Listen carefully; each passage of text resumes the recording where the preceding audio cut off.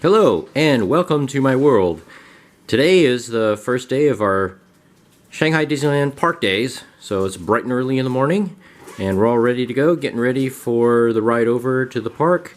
And before we go to the park, I just want to give you a little bit of tips on what you cannot bring and what you should bring to Shanghai Disneyland. It is different, not a little bit different. It is different compared to any other Disney theme park in the world. So as far as what you should bring, that you don't normally typically need at any other parks in the Disney park chain. First thing, your passport. Yes, they do check IDs here. So if you are a US citizen, bring your passport with you. So and they do check. They check everything on. They check it under a microscope last time we went last year. Things to not bring. This is where Shanghai Disneyland is quite different compared to the other Disney parks too, is that you cannot bring flashlights. Now when I travel, I always take these two flashlights with me everywhere I go. It's a Phoenix LD20 on the left and my modified mini mag light on the right. And I've never tried to bring these into the park. I know because you have to go through metal detectors, and just like at Disneyland, just like at Walt Disney World, you do have to go through metal detectors. So I want to speed that process up. So I leave my flashlights at home whenever I visit any of the Disney theme parks. But one time when I was going through security last year, the guy ahead of me had a flashlight in his backpack, and it was not even anywhere near as powerful as the lights I have here. His light was a 1 AAA powered Maglite Solitaire, not a modified one. And if you're into flashlights, you know that the Maglite Solitaire is probably the dimmest flashlight in existence in the history of flashlights. Think of it like it puts out less light than a Bic lighter in a tornado. Okay, and the security guard made the guy remove it. I was shocked. I mean, he even turned it on, and you could see it put out hardly any light whatsoever. And still, they made him remove it. So I was really stunned by that, and I've never seen that in any other Disney theme park. So I was not affected by that last year at all because I didn't have any lights with me. But one thing that did affect me was I had my Nikon SB23 flash attachment for my 35mm SLR. I didn't know why security was going through my camera bag like with a fine-tooth comb. They were opening every single pocket on it. I was shocked. I'd never experienced that before at any Disney theme park in the world, but they were really going through it. And they're going through it so thoroughly that they actually had like the manager, the head security man, come over. And maybe because he spoke English, I'm not sure, but he explained to me that flash attachments were not allowed in the park. He didn't give me a reason why, but he just said they were not allowed, and I was shocked because this exact flash you've seen here has been into literally every single other Disney theme park in the world with no issues whatsoever. And if you know Nikon flash attachments, the SB23 is not a fancy flash or a big flash or powerful flash or anything like that. It's the smallest, cheapest one, which is why I use this when I travel. But they would not let me take that into the park. They had no problem with me taking my full Nikon F100 35mm SLR with me, but the simple flash attachment, no way. So, like I said, they did not explain to me why, and this is China. You don't argue with security people when they give you a rule. You just simply follow it. So I was shocked because, hey, what's the big deal? This thing has been through literally 5 other Disney theme park resort locations around the world with no issue whatsoever, and it's been doing that for well over a decade now. But the guy said it couldn't be taken in, and I thought, oh no, I got to go all the way back to my hotel to put my flash attachment back. And the guy he was really cool about it. He said, oh no, you don't have to do that. Just put it in a locker and right here at the entrance, and then you can come right in. Well, the problem was that the lockers here only accept WeChat Pay, which my wife did not have installed on her phone. She only has Alipay at that time. So I thought, oh no, what are we going to do? And then the security guard was really cool about it. He just put it in a Ziploc bag, and he wrote my name and our hotel room number and contact information on the outside of the Ziploc bag, and he just put it in the security office for me. And he said, just come by anytime on your way out of the park and you pick it up, and for free of charge. So he's really cool about it, and he's really polite about it. He wasn't a total jerk or anything. So very nice, very polite, typical Disney cast member attitude about it. But anyways, so I just want to tell you, before we head out the door here, just want to tell you what you can and what you cannot take. So passport, good to go. Take it. Good to go, take it. Absolutely have it with you. Make sure it's updated and all that sort of thing. Flashlights, no. No way, no way, no way, no how. And flash attachments for your camera. No way, no how. Now, keep in mind, they're okay with attached flashes. So if your camera has a built-in flash, or you're using a phone that has a flash built in, they're perfectly okay with that. And believe me, people take full advantage of that, at least based on my experience. They took full advantage of built-in flashes on their cameras and on their phones during the rides, in dark rides. So yeah, they will annoy the heck out of you, popping flash fixtures and using their camera lights when they're filming, stuff like that. But for some reason, if it's an attached, separate flash attachment, nope. No way, no how. That's not getting into the park. So anyways, this is the information as of last year. Now keep in mind, none of this information is posted outside the park. They have the big rules signs with what you can and cannot bring in the park. And they don't mention anything about flash attachments for cameras or flashlights not being allowed in the park. So this was last year. Like I said, none of this is documented. So it's possible it might have changed this year. I'm not sure, but I'm not going to risk it. I'm not going to take any of this stuff in the park with me. Okay, and just like that, we are headed out to Shanghai Disneyland in a taxi. This is the wait for the bus stop in the morning. And the wait already, and it's about 6:30 in the morning, the wait already is 2 or 3 buses worth. And so even though you do have early morning entry when you stay at Shanghai Disneyland, one of the hotels on site, you're not going to get to the park early enough. You're really not if you take the buses, because the first bus starts a little after 7 o'clock. It's a little past 6:30 right now, and already it's like 2 or 3 buses wait to get there. And so here comes a bus right here to pick up people. Well, probably not. Hasn't started yet. Bus service hasn't started yet. So keep that in mind. So I'm gonna give away the hack that we discovered last year, and hopefully it won't mess up this hack, but do not take the bus in the morning. Simply just get a taxi. It's a short distance. It's an extremely short drive to the park from the Toy Story Hotel. It's only like $2 to get a taxi cab to avoid that mess, and it gets you into the park, into the queue to get into the park much earlier. You can see these folks here on the right are actually walking. Now, I don't know how long of a walk this is, but yeah, especially in this kind of weather, I would not really want to do it. But you're free to do that. If you have walked it from Toy Story Hotel to Shanghai Disneyland, please let me know how long of a walk it was and what it was like. Never done it myself. But anyway, so this is the hack to get there a little bit earlier, and Shanghai Disneyland does open quite early, before the stated early opening 1 hour early morning entry. So this is a hack that really pays off, especially if you want to ride some of the bigger name rides that have long waits all day long, like Rex's Racer or Seven Dwarfs Mine Train, those low capacity type rides. They have long waits all day long. So this is one hack. I can get on it real quick. This is the only way my son and I have ever been able to ride Seven Dwarfs Mine Train without waiting. We only waited like maybe 15 or 20 minutes because we did this last year. Take the taxi and be one of the first few people in the park. So anyways, we're gonna head over to the park, and I'll see you over there. So after a little bit of minor confusion with the taxi cab driver, we are here at the back of Disney Town. Keep saying, almost said downtown Disney again. Nope, that's in Southern California. But just now we found out that the main taxi cab drop-off area for Disney Town does not open until about 9 a.m. So right now, a little after 6:30.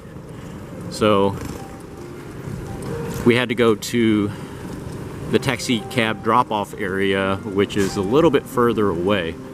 Oh, look, another pickup truck. How about that? Check that out. That's neat. I don't know what brand truck that is, but pretty cool. Looks like it's a Chinese brand truck of some sort. So anyways, so it's a little bit of a hike, but that's okay. Get in some morning exercise here before we go. And yes, these people are hawking ponchos and stuff like that. This is annoying. Once again, Robert Iger, if you're paying attention, please put an end to this. Do me a favor, do us and other Disney fans a favor, put an end to this. It's not exactly the best way to start out your day here at a Disney theme park, to be hawked a bunch of stuff. So anyway, especially like last night, it's all fake stuff. It's like, geez, come on. thought you guys in Burbank were concerned about how much money you're making and how much money you're losing. Well, these guys are taking away some of your business here. So anyways, more rain on the lens, yes. It's gonna be a bit annoying. Get used to it today, unfortunately, because the rain is coming down sideways, so my umbrella is not doing much to shield my lens. So anyways, I will see you at the gate to get into the park. Okay, so we're here finally at the gate, and they have changed the procedure. What I said yesterday, where the wait for early morning entry was over by the Cheesecake Factory, that's a little bit different now. That seems to be access for hotel guests later in the day. What you see here in front of me, these are people who paid for early morning access. So they have quite a big wait to get in, whereas hotel guests that have early morning access, which you use this green card for, we wait right here. It says designated access right there, so we don't have too much to get through. So it's right here, just one loop right there. See where those security guys with the yellow rain jackets on? That's the end of it right there. So the way it works here is when you stay at one of the on-site hotels, so we're at this Toy Story hotel, they give you this green card here for early morning access, and then one of these security guards will punch it with a hole puncher right there. So that means we've used it once already. And the key is somebody in your party has to keep track of this card. They don't give you, like for example, we're here with 3 people, they do not give you 3 of these cards. So if you want to do early morning access with your friends and family, all of you have to be together when they punch this card. So they're very specific about that. They ask how many people in your party. So just something to keep in mind. Quite different compared to Disneyland or Walt Disney World. You do have to just show this card and they manually punch it the old-fashioned way, but you all have to be together, your whole party at this time. So nobody gets to sleep in.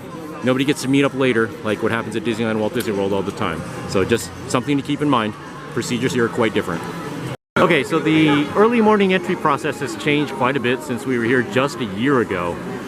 So we are waiting in with the hotel entry, early morning entry, which are these 2 queues right here.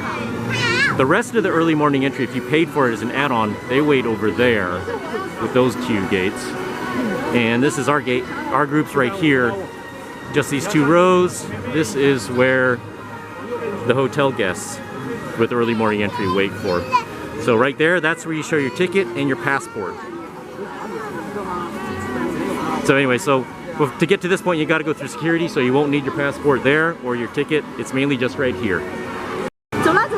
And just line jumping here is rampant in this portion. So and by line jumping, I mean the gate's not open yet, at least before. People are still cramming in, so like if you're claustrophobic, this will be a nightmare for you because these people have no idea about elbow room.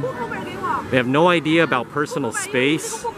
So just get ready. These people are used to packing themselves onto Shanghai subway system. So just get ready for that. We Americans like our space. I've noticed this too when I go to other countries too. Tokyo's the same way. So there's the security gate for just hotel early morning entry folks. So one other thing I should point out is even if the queue gates to get into the park are not open, these people are still jamming into you. It's like there's no point in jamming against people when you can't get in the park, you said. Although right now it is open, okay, so I get it. But so anyways, it is about 7:15 and the queue gates did open early. So they're not supposed to open till 7:30. So they do still open the gates a little bit early here, so keep that in mind. Take the taxi, so that way you can avoid getting in a little bit later. So finally we are through. Had to show our passports. There's the Floral Mickey, and this structure here, okay, once again this is the Bizarro Disney theme park. This structure here, as I hinted at yesterday, this is not a train station, despite what it looks like. And one of the biggest gripes I have against Shanghai Disneyland is it does not have a train ride. It is the only Disney castle park that does not have a train ride of any kind. So they built this thing here, which looks great. It would make a great train station. Look at it. It's beautiful, but it's not a train station. So you walk underneath here, everybody's running. So you walk through this quote-unquote train station, and if you notice, you cannot go up it at all. It's just, yeah, it's strictly a facade. So anyway, this is their version of Town Square. Now, so we are in Mickey Avenue. And I'll film this probably in more detail later. We're just kind of rushing off to get our rides in the morning. But this is Mickey Avenue. This is their version of Main Street. It's like a combination of Mickey's Toontown and Main Street USA. And I actually like this. This is one of the things I really like about Shanghai Disneyland. They did it a little bit differently. No Main Street USA. But one of the things that's bizarre about it, it's got this wonderful entrance area. Look at it. It's beautiful. They did a wonderful job with this. Except it's so short. It drives me nuts. It's like they did a great job theming this. This is a version of the Carthay Circle Theater. But guess what? Just in the time it took me to babble all that to you, that's the end of Mickey Avenue. That's it. So this area here straight ahead is the Gardens of Imagination with the Enchanted Storybook Castle behind it. Notice no partner statue. A little bit different. They do have the statue from California Adventure here. I don't know why.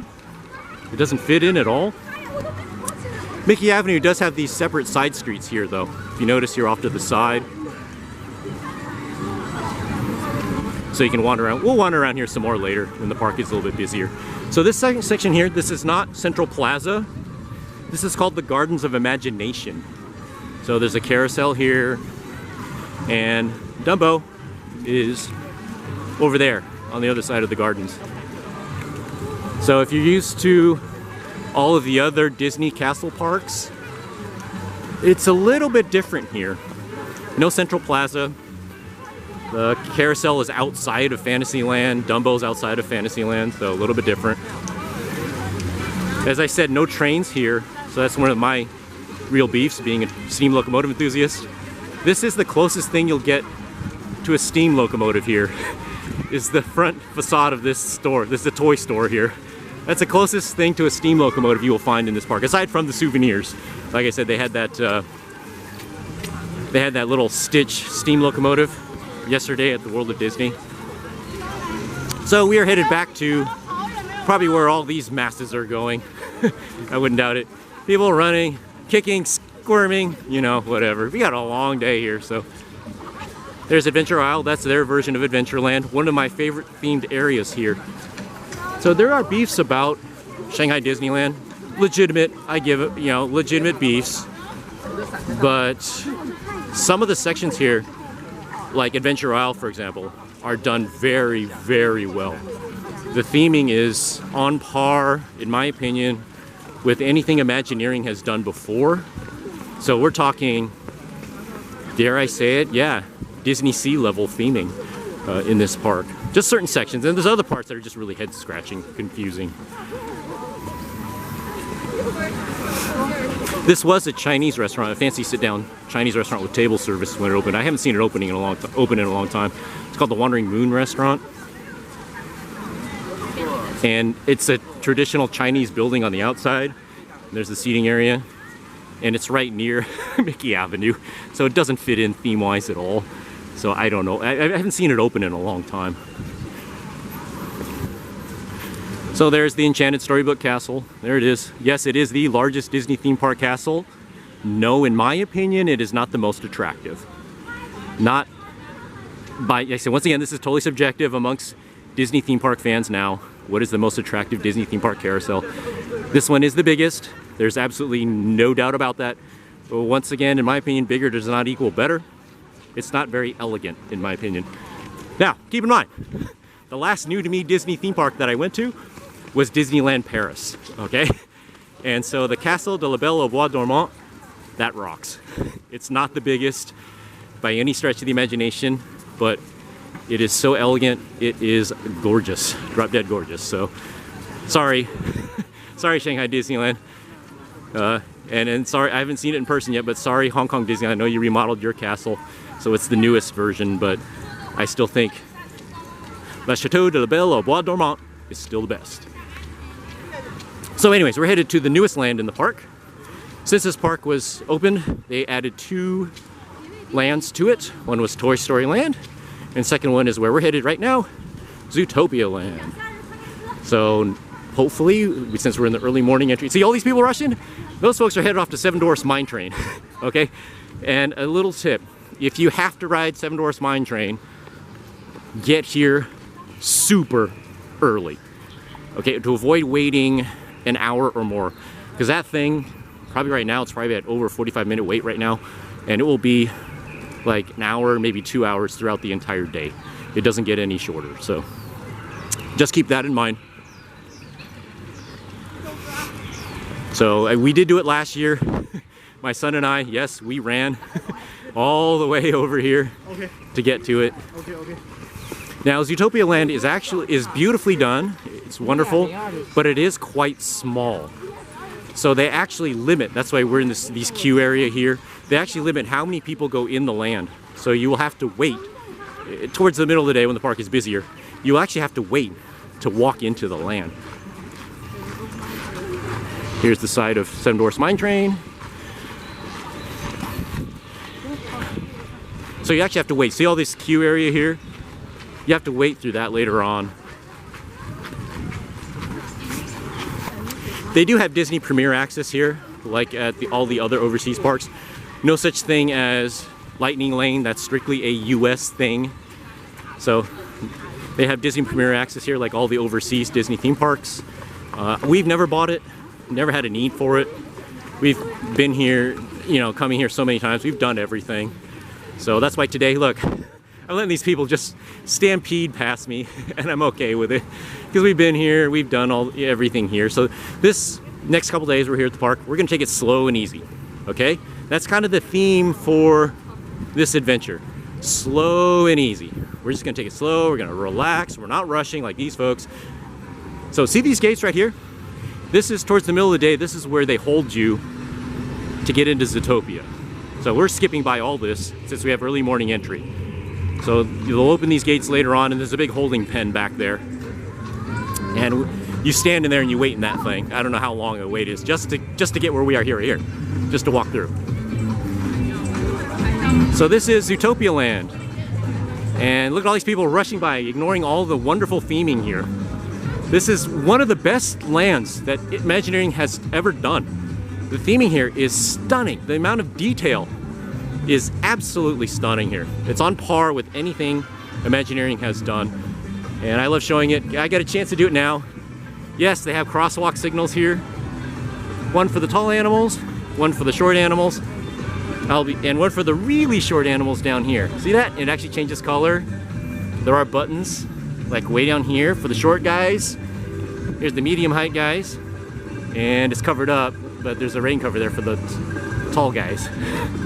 But it's really cool. One attention to detail. Really cool. And the buttons do work. So everybody, you know, the reason I'm getting this now is because there's another one here on the other side too. The reason I'm doing it now is because Zootopia Land is one of the premier photo spots for the wannabe model girls. So like this area right over here, probably when we're done riding the ride, I'll come over here and show this area up in more detail, because the wannabe model girls flock to this area right over here in particular to take their wannabe photo session, model session things. So, and they, like I said, there's no photo etiquette here. Hello, good morning. There's no photo etiquette here, so they will block the whole area and prevent you from getting up there to take pictures, or in my case, to see the detailed theming. And they won't let you, you can't get up there. And they give you like the stink eye. Like last time I was here, so many of those gals were giving me the total stink eye just because I wanted to check out the theming that so many Imagineers down in Glendale spent so much hard work to work on. And there's so many Easter eggs in there. So if you are a fellow Disney fan, you will see a lot of Easter eggs sprinkled around this place here and there. And unfortunately, a lot of times you can't get up close to see them, to take pictures of them, or even talk about them, in this case on camera, because the wannabe models are doing their little photo session things. So hopefully the rain will come out and wash away the makeup on those gals, so they won't be able to take their fancy photos. Keep your fingers crossed. This is one time I might be hoping for rain. So this is the queue for Zootopia Hot Pursuit. They built this wonderful land, but it's quite small, so it only has one attraction, Zootopia Hot Pursuit. And it's a dark ride, a trackless dark ride. So as I was saying before the announcement there to take off your ponchos came on, this is a trackless dark ride. So think Winnie the Pooh's Honey Hunt, Mystic Manor, rides like that. And the theme of the ride is she, Gazelle, is giving a concert, and she gets kidnapped on the way to the concert. And it's Nick Wilde and Judy Hopps' job to bring her to the concert. And we are going to help them.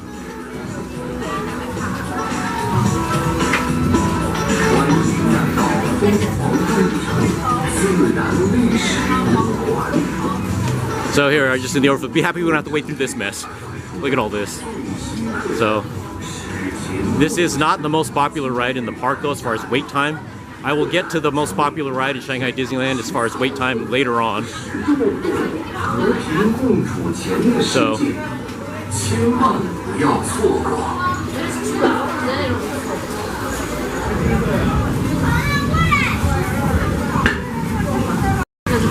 there's a reference to Epcot, Living with the Land, right there, Epcot, Land Pavilion. Nice little hidden Easter egg that nobody notices except for Disney fans. We're the only ones that notice that. So this is pretty cool. A really cool audio animatronic here. Oh, I can't remember this police officer's name. He's the guy that likes to eat donuts. An incredible animatronic. And see this cast member? She's standing here to keep people from standing here and take pictures of him.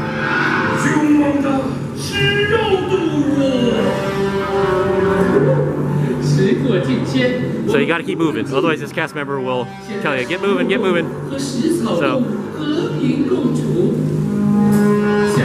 So I'm just filming as I go here.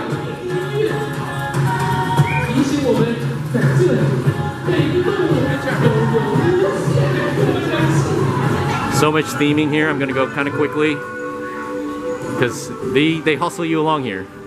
So Bellwether, that's the little lamb. She's the one that escaped. She's the ringleader. So they're actually setting up the ride here, the storyline for the ride. All the Gazelle concert photos, concert posters and stuff. Here's their cubicles where they work. Pretty cool. This is Judy Hopps' cubicle. There's Nick Wilde's cubicle.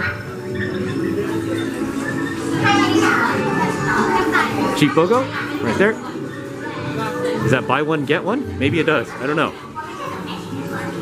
Here's somebody else's cubicle here. Not sure whose that one is. Okay, so here we go. We're going into the prison. Here's where they have the prison cells. Ooh. Check out those donuts. Love me some donuts. So there's the little communication phones for different size animals. Here's the actual prison cells. And I'm going fast because they do not like to enjoy theming here. One thing you notice about Shanghai Disneyland guests, they have no appreciation for theming. They just want to get on the ride.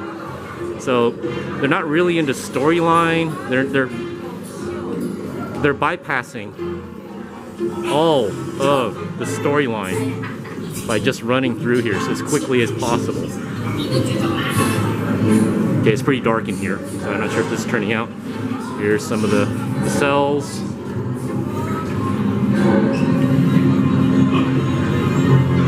Okay, so here's where the bad guys escaped, right here. So these are the folks that are going to be kidnapping Gazelle. They've escaped right there through the hole in the wall.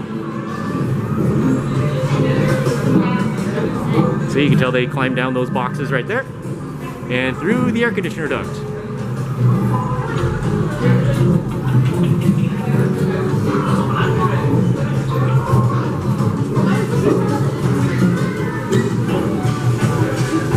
Hopefully that turned out. It was kind of dark in that portion of the queue.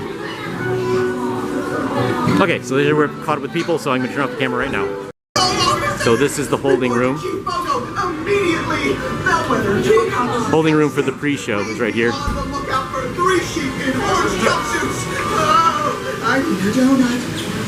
And nobody's paying attention to the storyline whatsoever except me. 所有警员请注意，坏绵羊带着他的2个同伙越狱了。所有警员请立刻向牛局长报到，注意寻找3只绵羊，他们穿着橙色球衣。So there they are, hopping out of the air conditioning duct.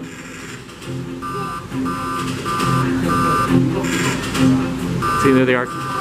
So if you were paying attention to the queue, you saw how they made the hole in the air conditioning duct that they were hopping out and escaping. Last seen wearing an orange jumpsuit. Suspect should be considered fluffy, a bit dangerous. Here's Chief Bogo, an amazing animatronic.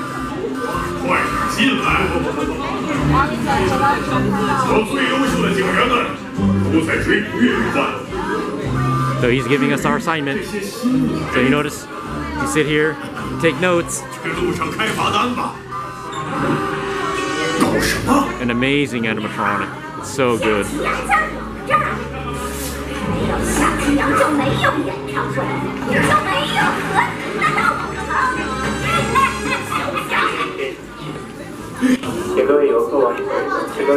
So some of the animatronics in this ride are second to none. Oh, there you go. Here's Nick Wilde and Judy Hopps, the stars of the show. 把所有警员都派到冰川镇。万一他们搞砸了，你们俩要负责。现在上警车，取下背包，上车后尽量往里坐，搭建物品放在脚下。They're doing the safety spiel right now. 拉下安全压杠，出发。Great. They actually showed us the pre-show. Last year they whisked us through the pre-show. They had these doors open, so we didn't get to see the whole pre-show at all.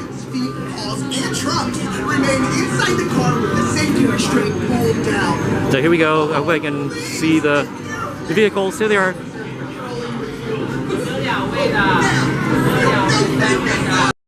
So these are the trackless dark ride vehicles. So they're very familiar if you've ridden any other Disney theme park dark ride vehicle. Think Rise of the Resistance, Mystic Manor, Winnie the Pooh's Honey Hunt. So same trackless dark ride technology. Notice there is no track at all. So pretty cool. The range of motion is pretty amazing. So I'm not going to film on this ride. I'm terrible at on-ride filming, so on-ride photo taking. But I will leave a link in the description below to some really good videos that others have filmed of this ride. So as always, with every Disney attraction, Zootopia Hot Pursuit dumps out into the Zootopia gift shop. So now this is a great time. Actually, we're going to do it now. We're going to do some shopping for Zootopia merchandise right now, because this store gets so busy you cannot even walk in here. It's insane how busy this store gets. It's really small too. So if you're a Zootopia fan, this is your store, and come here early so you can get some Zootopia merchandise, or at least look at the merchandise comfortably.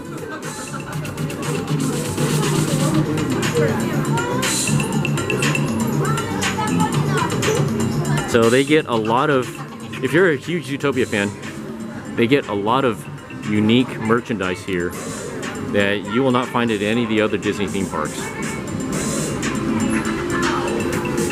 So look, elbow room, I can't believe it. We came in here last year in the middle of the day, and it was so busy in here, you could not even breathe. It was so jam-packed full of people. So this is nice. Actual room to put my elbows out.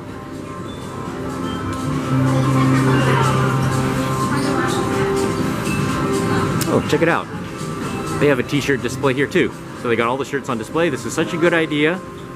If there's any other Disney theme parks out there, folks that are watching this, pay attention to this. This is how you should display your shirts. They got them all on display here so people can stand back and look at them and pick one. And then they can just grab, once they've made their decision, they like the design, they can just pick one off the shelf right here. Such a simple idea. People aren't rummaging through racks and stuff, getting in each other's way.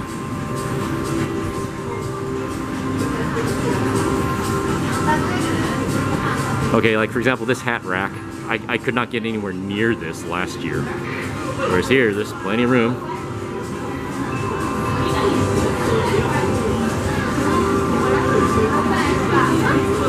So I'm gonna catch up with the rest of my family. They're bumming around the shop too. These Zootopia Hot Pursuit magnets, I think these are new. They're pretty cool. I don't remember seeing those last year. Okay, we're just gonna bum around Zootopia Land while we can here. It's not too busy just yet. I love that Zootopia Central Station right there. Every once in a while you'll see a train zoom by. There it goes. There goes the train. And this place looks amazing at night too. It looks stunning at night. So this is really cool. It's hard to come by train stuff here at this park, so that's why this is a cool addition.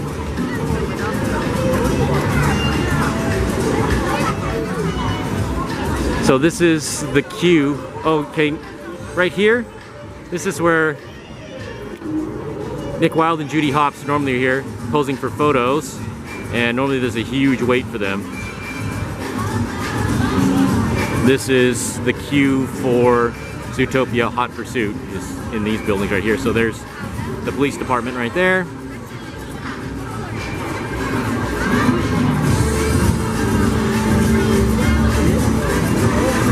If it's working, these are hamster tubes right here. And if it's working, you'll see these old hamsters go rolling down there every once in a while.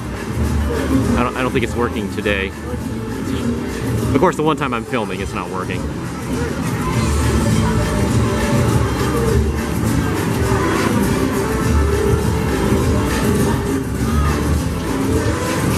There's so much detail here.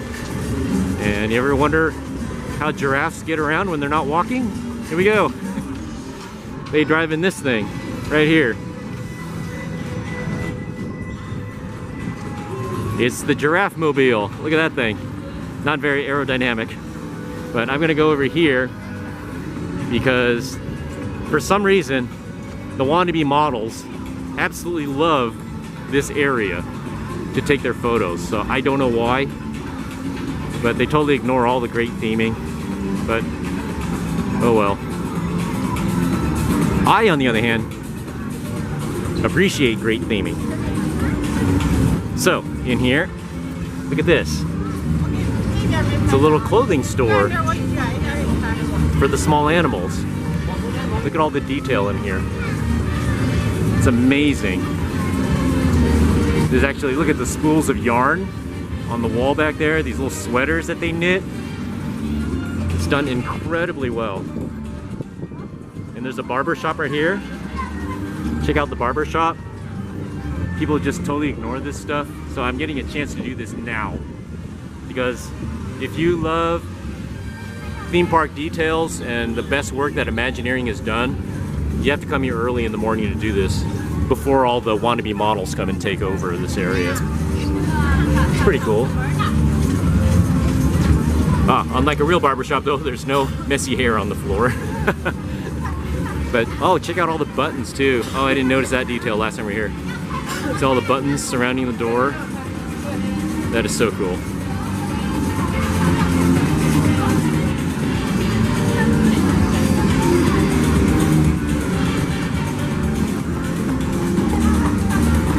Is this where camels go, I guess? I'm not sure. Fire station. I believe it's the fire station. But look, there's even a door for the little firefighters out there. Okay, I want to take a look at this over here because most people don't get this right here. This is a tattoo parlor right here. And most people don't get this, but anyways, I always thought this was funny. Bad to the bone. Any George Thorogood fans out there?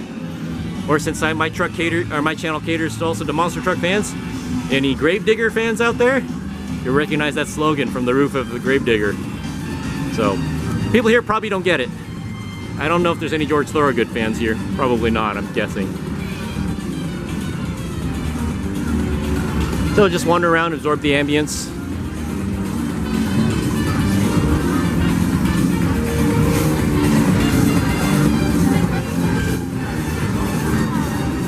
Is that Mademoiselle Upanova from Fantasia, maybe? So this is where the polar bears are, right here. You can come up here. Notice all the mist coming out from under here. Hopefully it's not covering my lens.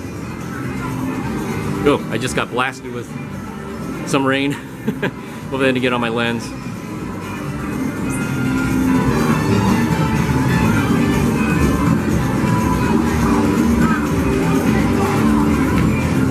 So all the folks you see in here, the park is not open yet.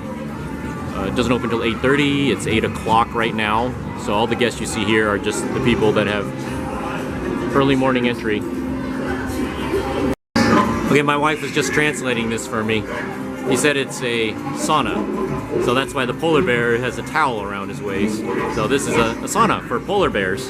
That's why there's all this steam coming, or mist coming out from underneath there. And there's all this snow on the ground here and icicles. So this is basically a sauna for polar bears. Okay, so there we go. I don't have Google Translate, so that would have come in handy for me. So we'll just continue walking around. Now, as I said, Zootopia Land is not very big. So enjoy this elbow room you see right here while you can, if you're lucky enough to experience elbow room in Zootopia Land. Last time when I came through here, there were so many people, I could not get any photos at all, or hardly any. I did the best I could, but... a lot of Zootopia fans. I didn't realize the movie was that popular until I came here. And this is another store with detail inside, little flower shop that you normally cannot get any decent pictures of because there's so many wannabe models in front of it. So checking all the flower pots back there, the flowers. This is great actually. Getting a chance to see all this theming, wonderful theming done up close. There's a dance club right over here, across the street from the flower shop. And to give you an idea how well themed this area is, this is probably one of the best themed bathrooms that Imagineering has ever done. It's like this is, yeah, this is the restroom, believe it or not. The bamboo room is over here. Maybe a reference to the Rainbow Room down in Southern Cal on the Sunset Strip, maybe? I don't know. Could be. There's a lot of Easter eggs sprinkled throughout here, if you know where to look. This is the Health Club. So this is really cool. Here's the Health Club with the giraffe running on the treadmill. This is so cool. I love this. And you're looking here, look at these little guys. Little mice here. Running on their little wheels. Isn't that cool? I love this. It's so cool. Awesome. This is what Imagineering does best.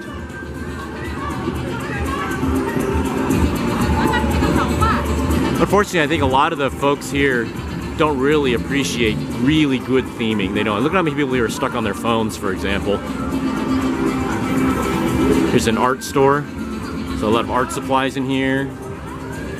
Paints and stuff.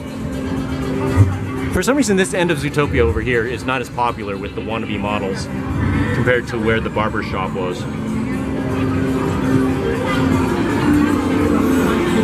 Check out the way the door is painted, of course. You can tell artists hang out here. Really cool. And of course, it wouldn't be China without having people hang out their laundry to dry, including their gazelle boxer shorts. I love that. With the air conditioner. Notice the air conditioner has a polar bear emblem on it. That's cool. So if you look inside the window up there, I don't know if you can see with the reflection off the glass, but up inside there's some art supplies and there's an easel in there too. And all the painting lists, the piano keyboard on the outside of the art shop. Really cool. This is the other entrance to the shop over here. And this is the bodyguard for the gangster guy, the little hamster gangster from the movie. I believe this is the bodyguard, I think. Don't quote me on that. The polar bear here. His eyes are moving today. Last time we were here last year, his eyes were not moving. I don't know if his hands move or his arms move or anything. I'm not sure. But last year he was just sitting here still. Now I noticed one thing. Like I said, I don't know if it does anything or not, but a lot of the people here for some reason hold up their phones. And to this guy's phone, the blue phone right there that he's holding, they hold their phone to it. I don't know why. I don't know if it does something. I'm not sure. Oh, notice here, They also refer to it as toilets here in Zootopia Land too.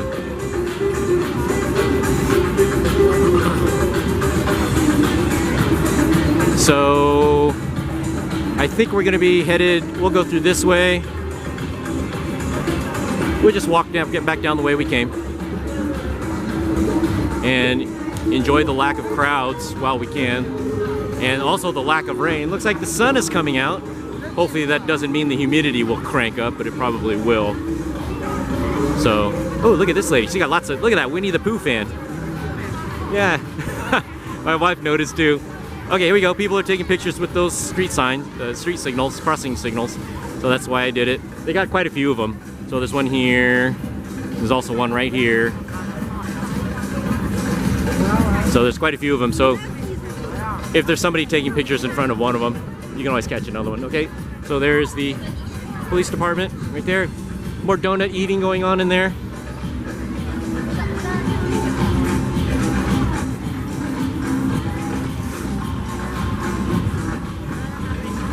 So, you know, like I said, sometimes I'm a little hard on Shanghai Disneyland. I fully admit it because I've been here so many times.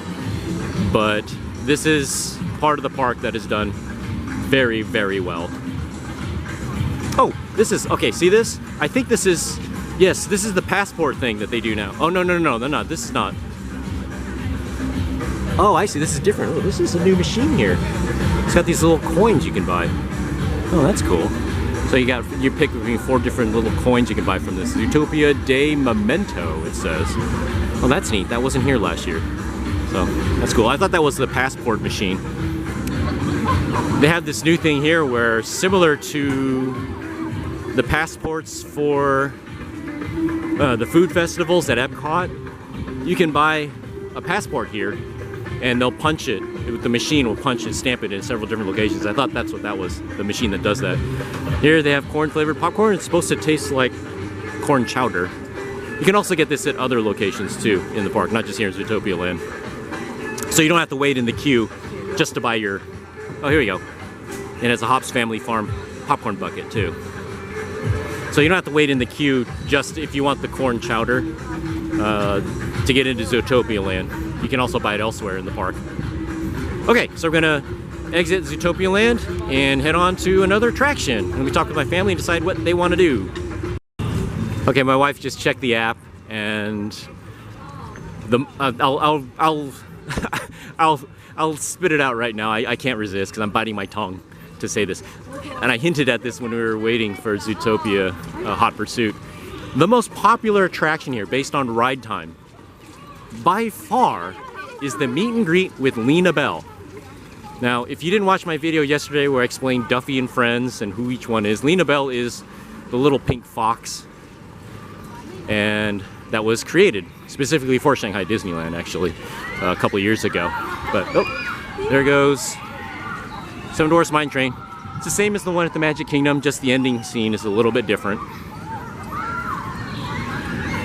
But anyway, so my wife just checked the app, and keep in mind, it's a little after 8 o'clock. The park is not even open to the general public yet. It's full of just early morning entry folks.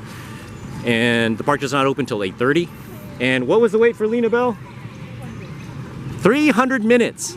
Oh, excuse me, 200 minutes already at 8:10 a.m. The park just opened for another 20 minutes.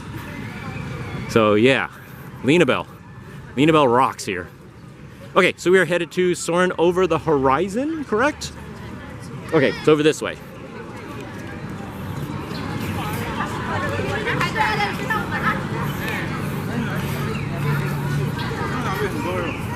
Okay, so here, this is what I was talking about. See the wait time to enter the land? They actually have 2 posted wait times.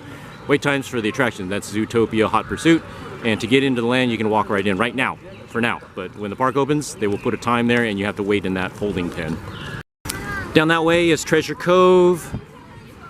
One of the best themed sections of this park. Absolutely love it. But we'll get to that, don't worry. This park, as you can see, but notice how wide the walkways are here. This park is ginormous.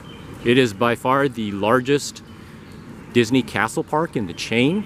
Yes, it is bigger than Tokyo Disneyland. Yes, it is bigger than the Magic Kingdom. So you will do a lot of walking here. And there is no transportation ride system here. No people mover, no monorail, no, unfortunately, as you heard me before, no steam train rides, no such thing as the Shanghai Disneyland Railroad, no sky rides, no Skyway. If you're as old as me, you remember that ride. No people movers. Bring back the people mover. So they do not have any of that here. So as a result, you do a lot of walking here. So my honest advice, because there is no transportation system to put your feet up, go slow at this park. Take it slow and easy. Everybody's running off everywhere, but just don't join the stampede. Just take it slow, take it easy, enjoy the theming. Here's the entrance to Treasure Cove.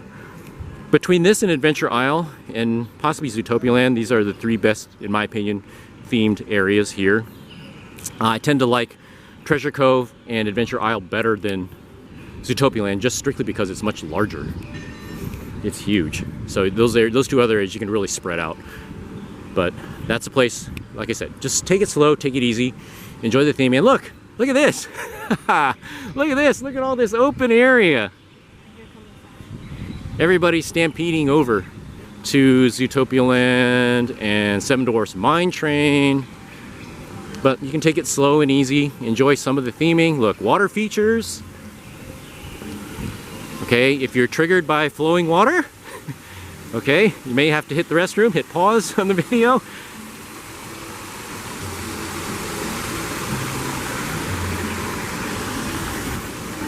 Really is a beautiful park, even though it is the bizarro Disney theme park.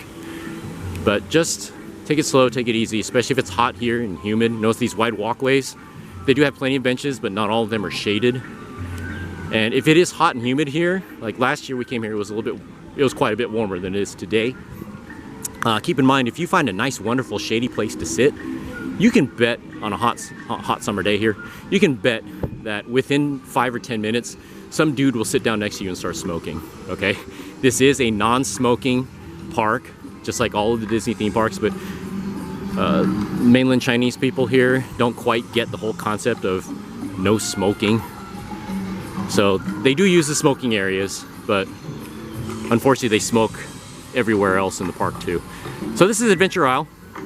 This is where our next attraction will be. And this is their version of Adventureland.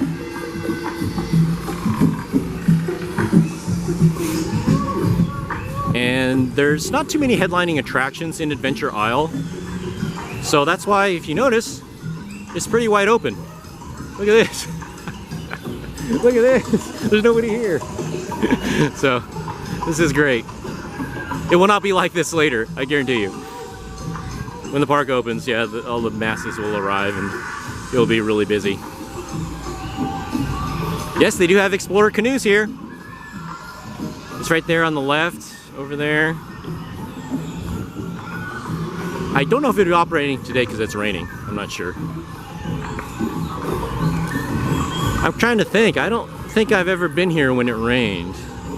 At least not this much. So notice, yeah, wide open walkways.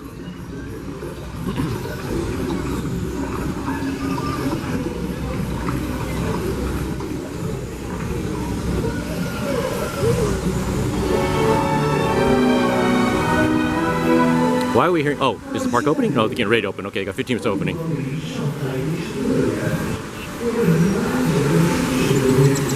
No, that's not a real alligator. That's a fake one there.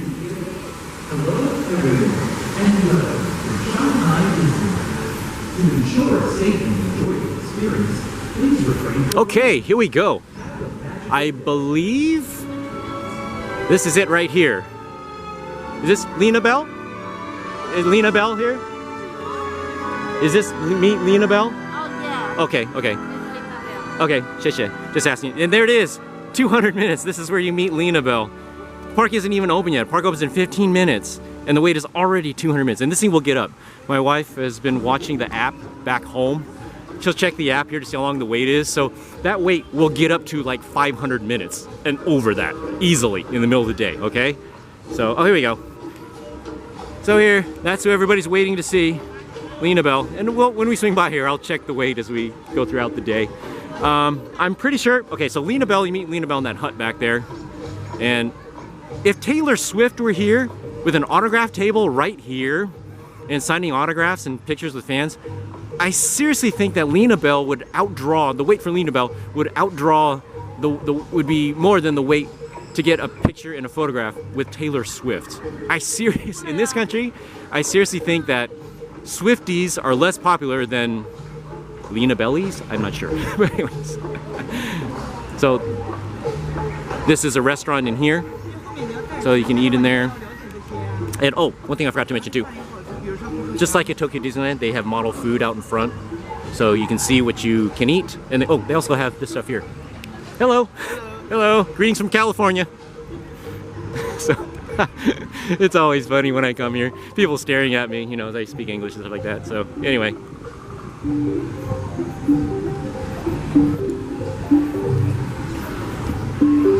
So they also sell little sets here where you can get little dishes and cups and sippy cups and stuff like that.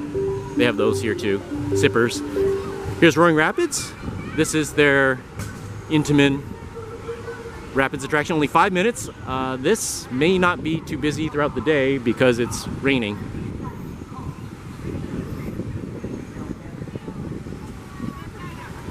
So we'll just swing on by.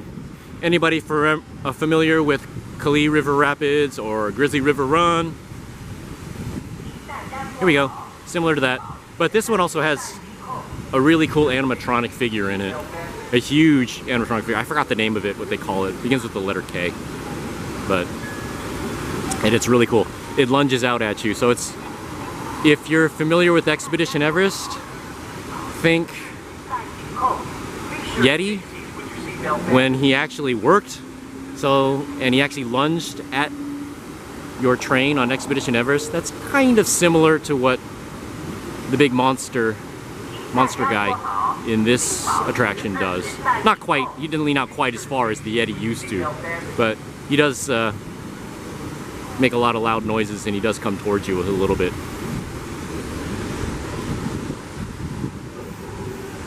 So, we are continuing on through Adventure Isle.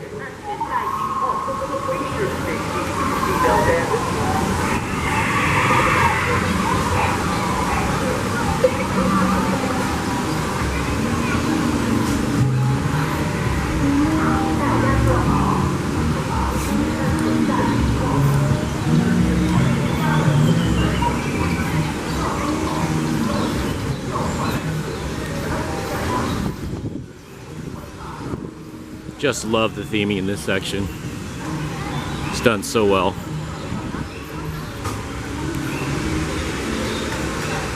Okay, I believe this is the popcorn stand where you can also get the corn flavored popcorn. At least last year, this was it. I believe this was it. Oh, caramel. Yeah, okay, this is where it is. Okay, yeah, they do have it here too. So they have caramel and corn flavored.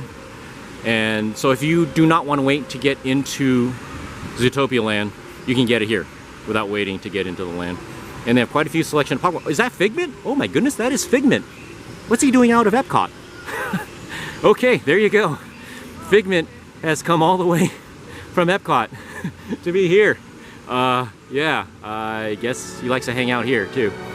So here's a selection of popcorn buckets at this location. And I'm just so shocked to see this one here. And notice, okay, they've got them all labeled here. So there's Lena Bell. Okay, actually look at the placards here.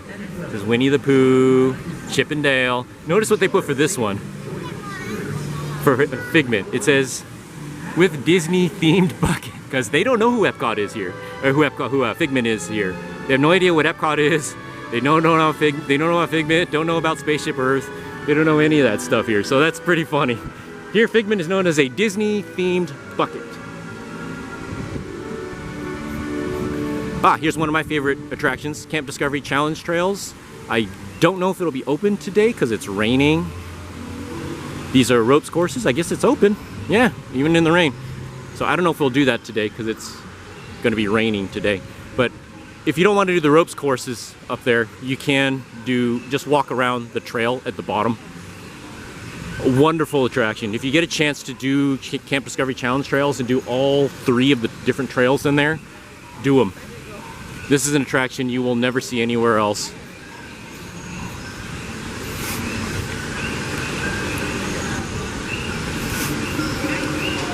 And to be honest, I'm amazed that attraction is still here. I mean, if that were in the US, somebody would have slipped and fell and twisted an ankle or something on it. But it is kind of unintentionally funny because Shanghai Disneyland, or Shanghai, is a concrete jungle. So a lot of the Shanghainese folks here, they're not into outdoors activities, camping, hiking, four-wheeling, all that sort of stuff.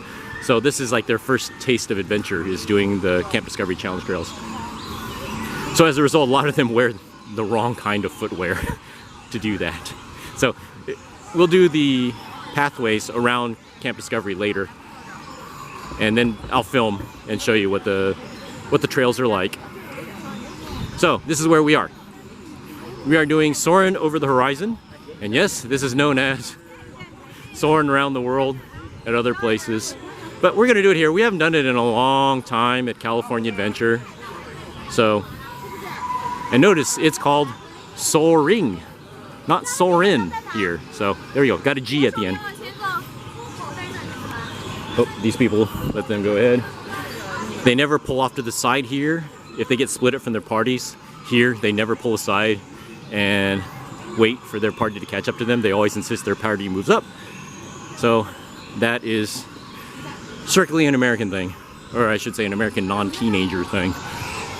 So there we go, the wait is only 10 minutes. This is another attraction that is insanely popular here, and the wait will get up to about an hour, and it will stay there all day.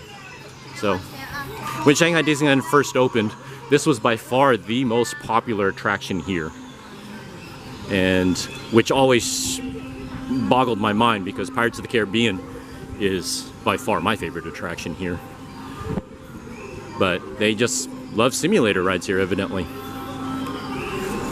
So I'm not going to be filming on the ride, so I probably won't be filming on any of the rides because I want to enjoy the rides actually. So, but I will leave links in the description below to people that are really good at filming rides and better on-ride footage. So we're just proceeding through the queue. I don't know what this thing is themed after.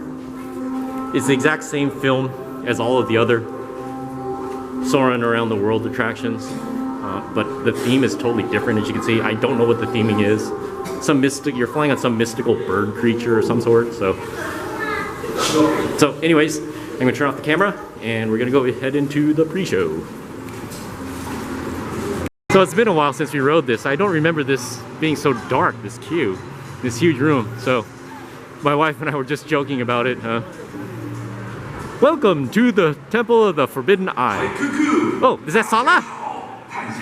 Maybe that's Sala talking, I don't know. Maybe saying beware the eyes of Mara. Okay, so we just got off of Soarin' Over the Horizon and we took a quick, I won't say potty break, we had to take a quick toilet break. And here at Shanghai Disneyland, they do have squat toilets here. So, but there are a couple regular toilets there too. So just look at the sign. If the sign on the door has a picture of a regular toilet, then you can use that one. The ones with squat toilets, they do not have any signs on the door.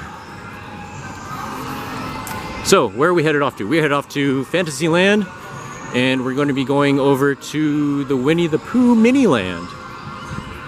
Another unique thing about Shanghai Disneyland. Winnie the Pooh has a mini land here in Fantasyland.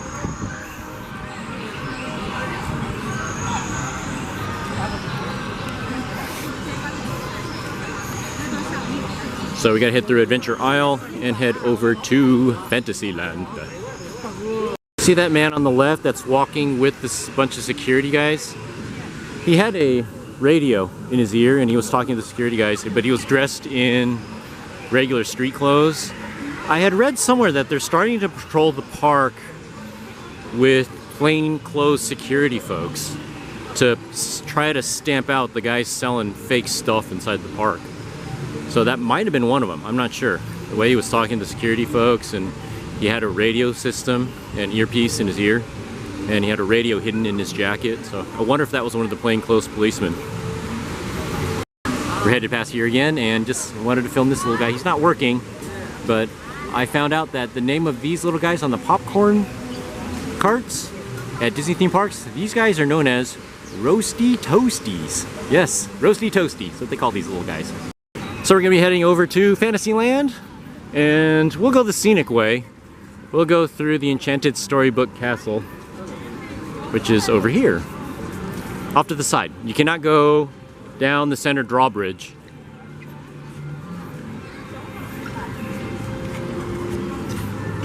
You cannot go down the center drawbridge here, like at most of the castles at all the Disney theme parks. This one you have to go around the side right here. Unfortunately, they're doing some refurbishment work here, so they got these hedges here on the left. Those are normally not here, but here it is, Enchanted Storybook Castle. So this thing is gigantic. Pictures and video do not do justice to how big this thing is. So you can actually walk around it. There is a dark ride, or excuse me, a walk-through attraction on the inside of it that tells the story of Snow White, excuse me, tells the story of Snow White. There's a water fountain here. So we'll go through the middle to show you what it's like. And you can walk around the outside this way. There's a pathway that goes all the way around the whole thing. Or you can go down the middle. So we'll go down the middle. It's more fun. Wonder if they're refurbishing the stage. They might be refurbishing the stage in front of the castle, so no castle stage shows today. So we'll go down the middle right here. There is a restaurant here. Looks like it's not open yet, but right here is a restaurant. And they have shops in here too. They have the Bippity Boppity Boutique, just like at Disneyland. Anyhow, just like at Disneyland, they have a Bippity Boppity Boutique here. And wow, there's nobody here. This is great. Normally this is loaded with people, so you cannot get any footage or any camera pictures here. So inside here, there are murals from different Disney films in here. And if I tilt back, look up, there's this cool chandelier with a crystal hanging from it, and that is a reference to the Crystal Grotto, which is below us. And there's a boat ride that goes underneath this castle called Voyage to the Crystal Grotto. And that's what that crystal hanging up there is a reference to. So this is cool.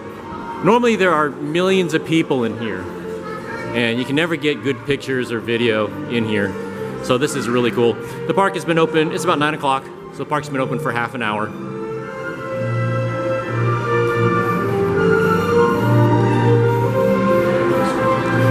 So this is their Fantasyland.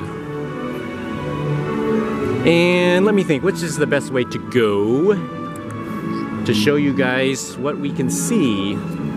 Let me see. Look around this way. Sometimes during the day, there'll be princesses up there waving and posing for pictures. Uh-oh, I'm getting a dead battery sign, so gotta pause here and change batteries. So there's the backside of the castle, accompanied by music from The Little Mermaid. I always like this music. So when Ariel and Prince Eric go on their little carriage ride. It's starting to drizzle a little bit, so hopefully I don't get any junk on my lens. Does that clock look familiar? If you're from Disneyland, that clock should look familiar.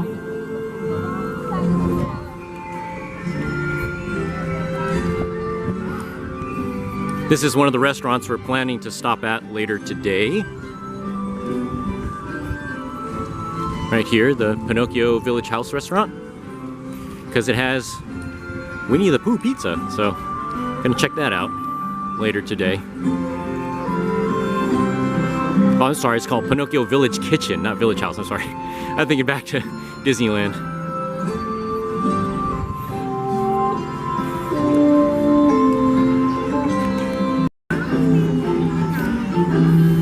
Oh, here we go. On the right, this is the boat ride I was telling you about that goes underneath the Enchanted Storybook Castle. This is Voyage to the Crystal Grotto. Right here. It's starting to rain a little bit harder So I'm gonna take out my umbrella, so I gotta take a little pause here. So straight up ahead is Peter Pan's Flight, and this is the best version of this attraction. So I've ridden Peter Pan's Flight at every Disney theme park that it appears at, and this is by far the best version of it. So, and it's not as popular here as it is in the US. So like for example, there's 5 minutes, the park's been open for a little over half an hour, and it's only a 5-minute wait. So, but this is the one to do. If you're only gonna do one Peter Pan attraction in your whole life, do this one. So, we're headed off to the Many Adventures of Winnie the Pooh, which is over here to the right.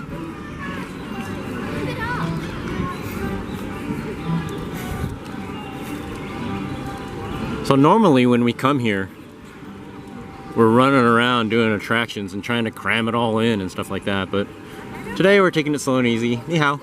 Taking it slow and easy. And Winnie the Pooh has a 10-minute wait right now, so that sounds good. So we're taking it slow and easy and just enjoying the open space here. Okay, this pathway to the left here, that's the entrance to Toy Story Land. Right there.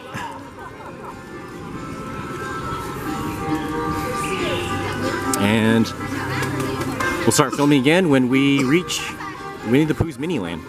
They do have an Anna and Elsa's Frozen Sing-Along event show here, too, just like at Epcot. I've never done it, though, so I don't know what it's like. Oh, look at this. What kind of popcorn flavor do they have here? They also have corn flavored here and caramel. Okay, so there we go. So you can also get it here, back by Winnie the Pooh. And check out this roasty toasty. It's themed as a court jester. Oh, and of course, since we're near Winnie the Pooh's Miniland, you get the Winnie the Pooh popcorn bucket.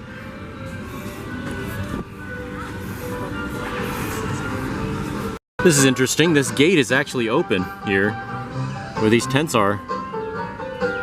I don't know. Maybe it's just people can sit here and eat, I guess. But I've never seen this gate open before, so it's interesting. So we are here at 100 Acre Wood. This is one of the things that makes Shanghai Disneyland unique, and that is Winnie the Pooh has his own mini land here. So this is Winnie the Pooh's Honey Pot Spin right here. This is their version of the Mad Tea Party, but instead of riding in giant teacups, you ride in Winnie the Pooh Honey Pots. And yes, it's starting to really come down now, the rain. So unfortunately, when I'm here where we wanted to go, it starts raining, so my lens is getting pretty wet right now. But there's a shop here straight ahead, and the Many Adventures of Winnie the Pooh is here on the left. Now this is not the trackless dark ride like Winnie the Pooh's Honey Hunt, but it's similar to the Many Adventures of Winnie the Pooh at the Magic Kingdom. So this is where we're headed. And oh, by the way, over there is Zootopia Land. Over there. Oh, interesting. They're not holding people here.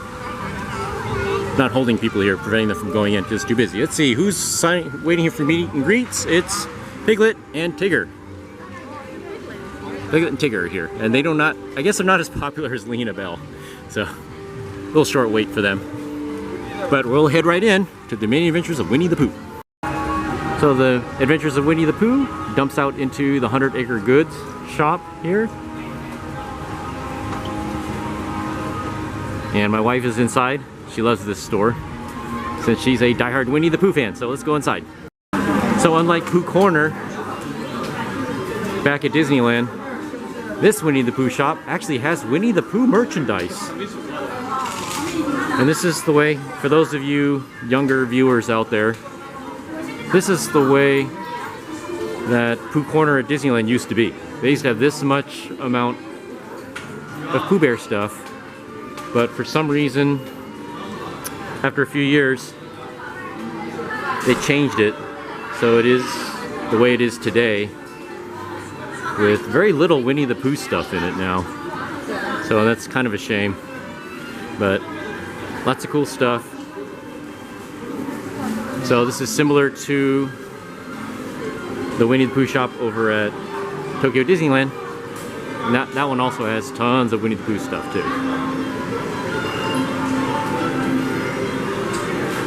So if you're a Pooh Bear fan, back home in California, come here. Come to Shanghai Disneyland for your Pooh Bear stuff and Winnie the Pooh's Mini Land.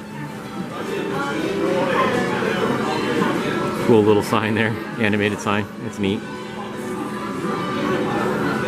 Lots of Pooh Bear stuff.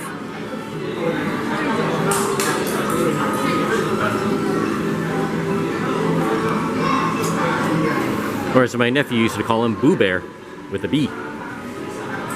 When he was a baby, he would call him Boo Bear. So got some more blind boxes here with little Winnie the Pooh figurines in them. And these are cool. Oh, these are okay. These are the Jim Shore characters. Oh, they sell Jim Shore stuff here. I'm very surprised by that. I haven't seen any of the Jim Shore figurines for sale here before. So once again, they have the little Winnie the Pooh and Piglet train that I picked up last year. Still have it here. The blind boxes here, interesting. They don't have the big jumbo pack.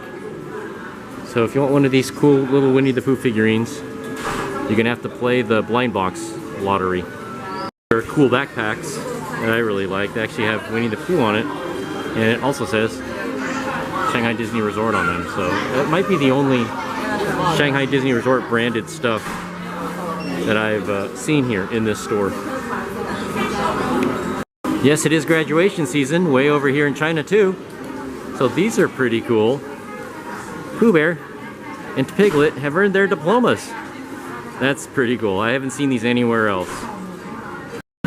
This is kind of neat. This is a little whiteboard with Winnie the Pooh on it, so you can write on it and then erase messages on it. That's pretty neat. Okay, so I thought this was the machine in Zootopia, but this is the one I thought it was right here. This is the passport machine. So this is pretty cool. This is just like similar to what they have in Epcot in World Showcase, where you can buy these passports, and what you do is you slide them in the machine right in the slot right there, and it will stamp it. And they have several of these machines throughout the park, so they're pretty cool. Epcot World Showcase has something similar to this, but they physically stamp it during the food festivals, during like the Art and Wine Festival and Flower and Garden. But this one actually, it's a machine that does it, so nobody's doing it here. I want to see what it does, but pretty cool. So this is the outside of the 100 Acre Goods. Still drizzling a little bit, but pretty cool theme shop. All these people waiting in this queue started just screaming all of a sudden. I didn't know what they were screaming about behind me. It turned out it was the star of the show is here. Pooh Bear, right there. So I missed it when they were walking. They actually, Tigger and Pooh Bear actually were carrying umbrellas. It was kind of funny. I've never seen that before at any of the Disney parks, so that was pretty cool. So right now, Pooh Bear and Tigger have a 90-minute wait. So they do love their character meet and greets here at Shanghai Disneyland. So this is very common for all the meet and greets to have these really long waits. So if you want to meet your characters, bring your patients with you, especially Lena Bell. If you want to meet me, Lena Bell, bring your patients with you. So as part of the Winnie the Pooh Mini Land here, there is the Many Adventures of Winnie the Pooh right there. And here is Honey Pot Spin. So I mentioned this earlier, but I didn't get a chance to film it. So I'll head over here and just show you what their teacup flat ride is like here at Shanghai Disneyland.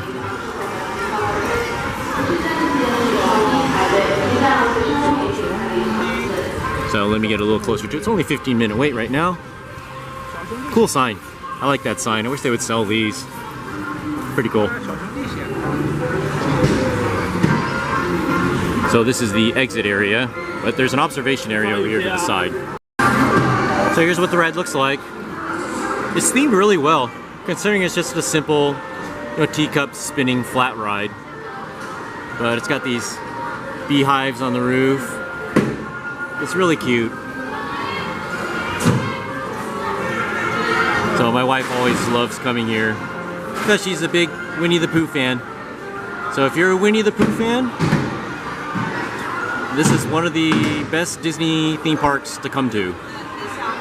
Now, aside of course, Tokyo Disneyland, which has Winnie the Pooh's Honey Hunt, which is the king of all Winnie the Pooh flat rides. If you are a diehard Winnie the Pooh fan, absolutely, you must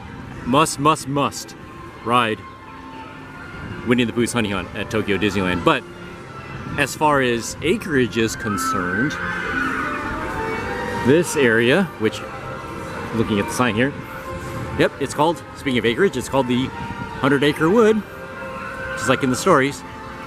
This is the only 100-acre wood section of any Disney theme park in the world. So one more thing that makes Shanghai Disneyland very unique. Over here behind these trees, by the way, that is Seven Dwarfs Mine Train, which probably has a huge wait right now. So I'm going to catch up with my wife and my son. They're over here. This is Seven Dwarfs Mine Train. I'm not going to stand here, and there's a nice observation area here in case you want to know where to get a nice photo of it. It's right here, right across the walkway from 100 Acre Woods. And this is, oh, I got lucky. Here comes the train. There it goes. This is a Vekoma coaster, kiddie coaster or family coaster with swinging carts in it. I believe the layout is the exact same as the Magic Kingdom Seven Dwarfs Mine Train. Got some nice water features down here. But I do know the ending scene is just a little bit different. So we stopped by here, this bathroom, or as the sign says, toilets, just to get some water to drink. There's a nice drinking water station right here. And yes, it has warm water. This is the only place, I swear, this is the only place in the world that has simple water fountains that dispense warm water. And as my son told me, after a while it became even hot water out of a simple drinking fountain. So anyway, that's I could really go for a nice big tall cup of ice water right now, and that usually happens about halfway through my trips to Shanghai. Then after a while I just really craving for a cup of ice water. Okay, so there's absolutely nobody in this bathroom here. So I was talking about this earlier, these are squat toilets. Okay, so this is what they look like. They're basically a hole in the ground and you squat if you go number 2 in these things. So anyway, that's what they look like. And no, I have never used one here at the park, but look at the doors, and the regular toilets have a regular toilet on the door, okay? The squat toilet doors do not have that. So anyways, just beware of the squat toilets. But this bathroom is pretty nice. It's got squat toilets on the left and regular stalls on the right. So we're just walking through Fantasyland, and I have no idea what this is. It looks like a little model of Skull Rock. I've never seen this before. We've come to this park so many times, but I don't know what this is. It's a little model of Skull Rock. It's pretty cool. The placard is only in Chinese, so I can't read it. But isn't this cool? This is pretty neat. It's got a little waterfall on it, and for those of a certain age, I remember Skull Rock when it was at Disneyland. It was such a cool, I absolutely loved that part of Fantasyland. And unfortunately, it got removed when they built the new Fantasyland in the early 1980s, but absolutely loved it. So whenever I see Skull Rock, either in the movies or on the rides or something like this, I instantly go back to when I was a little kid in the late 70s and early 1980s and going to Disneyland's Skull Rock. So it's one of the reasons I love Adventureland over in Disneyland Paris, because they do have a Skull Rock similar to what was at Disneyland when I was a kid. So we're headed back through Fantasyland, and we're gonna go get something to eat. The restaurants here open at around 10:30, so we're getting close to 10:30 right now. Park is picking up, definitely, you can tell. It's getting a little bit busier, but it's still manageable at this point. This park can really, it's so big, it can really swallow up a whole bunch of people. So it's not as though we're like shoulder to shoulder. Like Disneyland, when you walk through Adventureland, right over by the Jungle Cruise, yeah, it's like shoulder to shoulder right there, that pinch point. It's like, yeah, this park very rarely gets to be like that. But this is the restaurant we're going to be eating at, the Pinocchio Village Kitchen that I mentioned earlier. This is the place that has the Pooh Bear Pizza. And it's not quite open yet, so we'll just wait. We don't have any problem waiting. I'll show you what the pizza looks like over here. So here it is.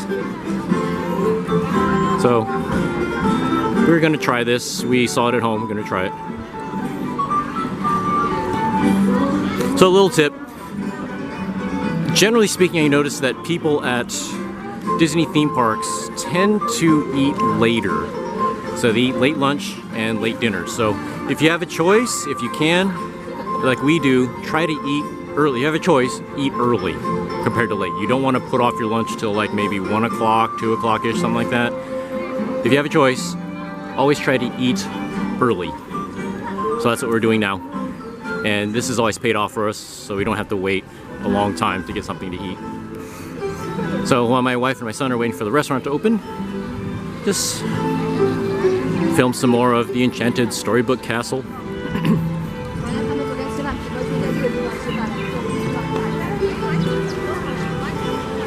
I remember when this park opened and Westerners back home got a chance to see video footage and pictures of the Enchanted Storybook Castle, and a lot of them did not like the look of it. They thought it was too big, too bulky. And I get that, but it's kind of grown on me. I admit I felt that way the first time I came here, but it started to grow on me. And yes, it's still huge, but it's nice. It's still a really nice castle, and I'm glad it's different. I like it when the castles are completely unique, so bravo to Hong Kong Disneyland for changing their castle so it's not a carbon copy of Sleeping Beauty Castle at Disneyland. But I'm just glad it's different and it's unique. So, we're gonna go get some Pooh Bear Pizza. Let's head on over there. So here we are having a quick lunch at Pinocchio Village Kitchen. On the left we have a beef brisket pizza, and on the right we have a Hawaiian style pizza in the shape of Winnie the Pooh. And there below the beef brisket pizza is a Winnie the Pooh tiramisu, and also there's a fruit drink on the left for my son, and I got a Pepsi. Yes.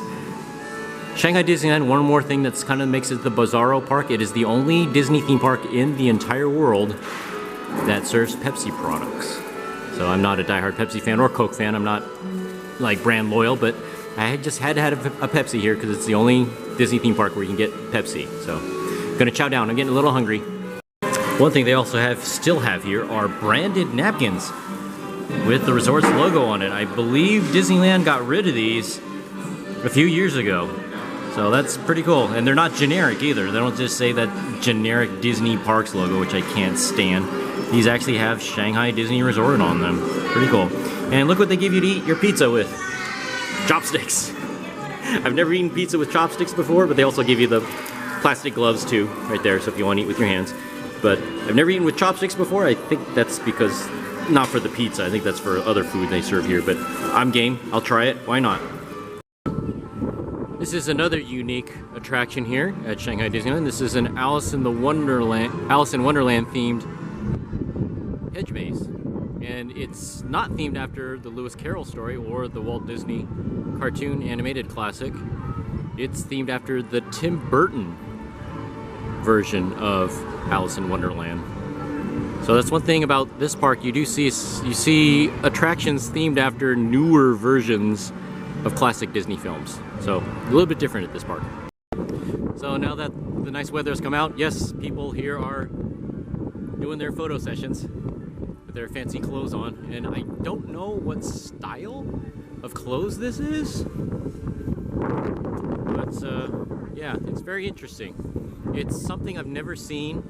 It's one of the reasons that makes this park the Bizarro Disney theme park. So anyway, you will not see that anywhere else. I thought Tokyo Disneyland had a lot of people doing their little photo sessions at Tokyo Disneyland, and they do. Don't get me wrong, Tokyo Disneyland does do their photo sessions, but they are usually cosplayers in Japan.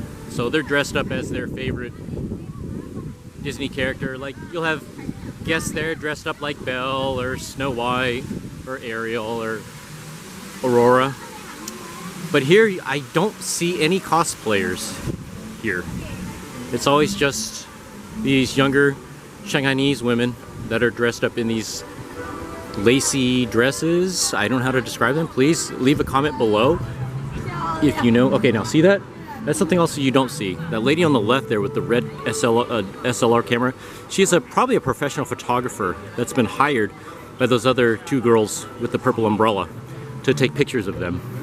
That's something also that's kind of new here, is that, yes, guests here actually hire professional photographers to take photos of them throughout the park. So once again, Bizarro Disney theme park, there you go. And that's a new thing. I don't remember seeing that here a couple years ago. This whole fancy schmancy picture taking, never saw that here before. So this is a total new recent thing here. So we're gonna head across the way here to Treasure Cove, one of my favorite sections of the park. One of the best themed sections of the park too, actually. So this is an area that is unique to Shanghai Disneyland. If you are a fan of the Pirates of the Caribbean film franchise, not necessarily the attractions, if you're a fan of the film franchise with good old Johnny Depp, this is your land right here. And this is also where you can find Pirates of the Caribbean, Battle for the Sunken Treasure, which is one of my all-time favorite Disney theme park dark rides. So something about the Asian parks here, between Tokyo Disneyland, Hong Kong Disneyland, and Shanghai Disneyland, you have 3 of the most awesome dark rides in existence in Mystic Manor, Journey to the Center of the Earth, and Pirates of the Caribbean, Battle for the Sunken Treasure.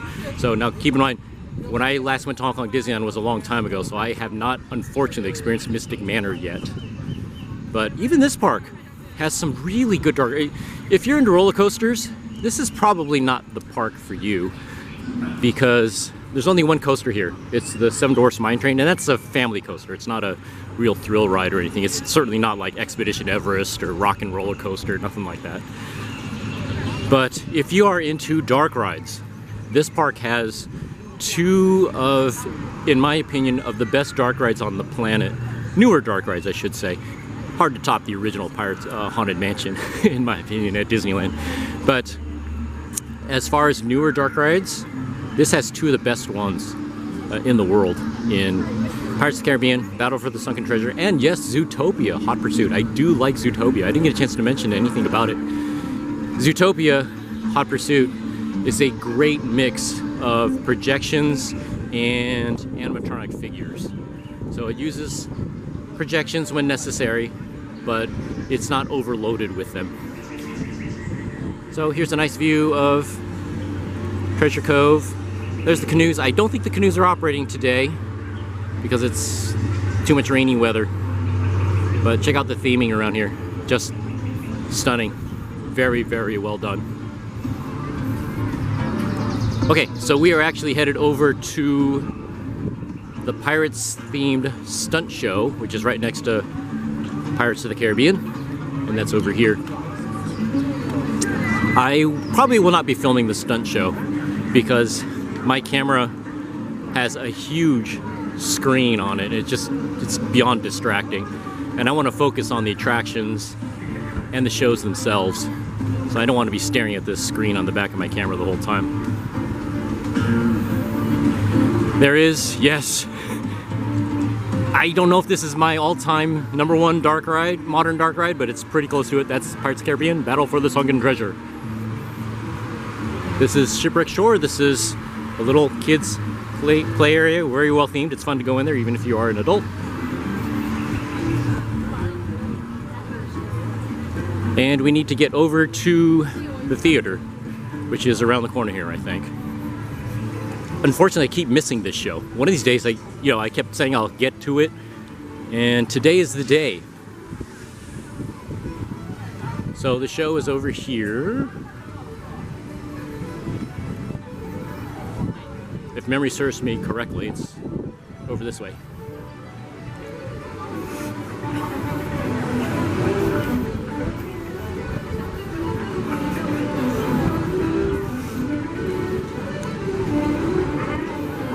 This is another part of the park that's just great to just wander around in and get lost in the theming.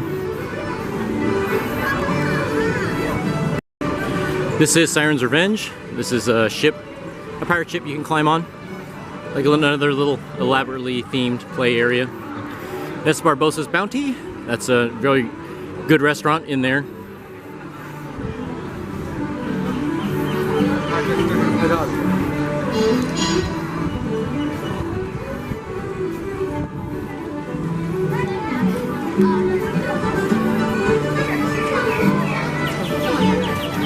Oh, here it is. It's Eye of the Storm. That's right, I couldn't remember the name of the show, but it's right here. So finally, I will get to see this show.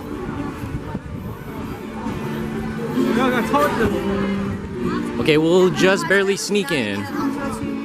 11:50, so here we go, we'll make it. Great, 谢谢. Cool.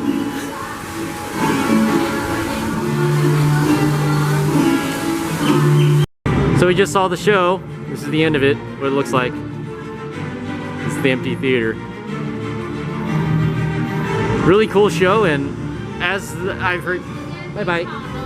So from what I've heard, at least everybody said online that it's a really good show. Have no idea what they're saying. Don't know what's going on in the pre-show, but just watch it. It's really cool, and I would totally agree with that. So even if you can't understand a word what they're saying, it is still an awesome show. So I would definitely check that out. We waited too long to see that.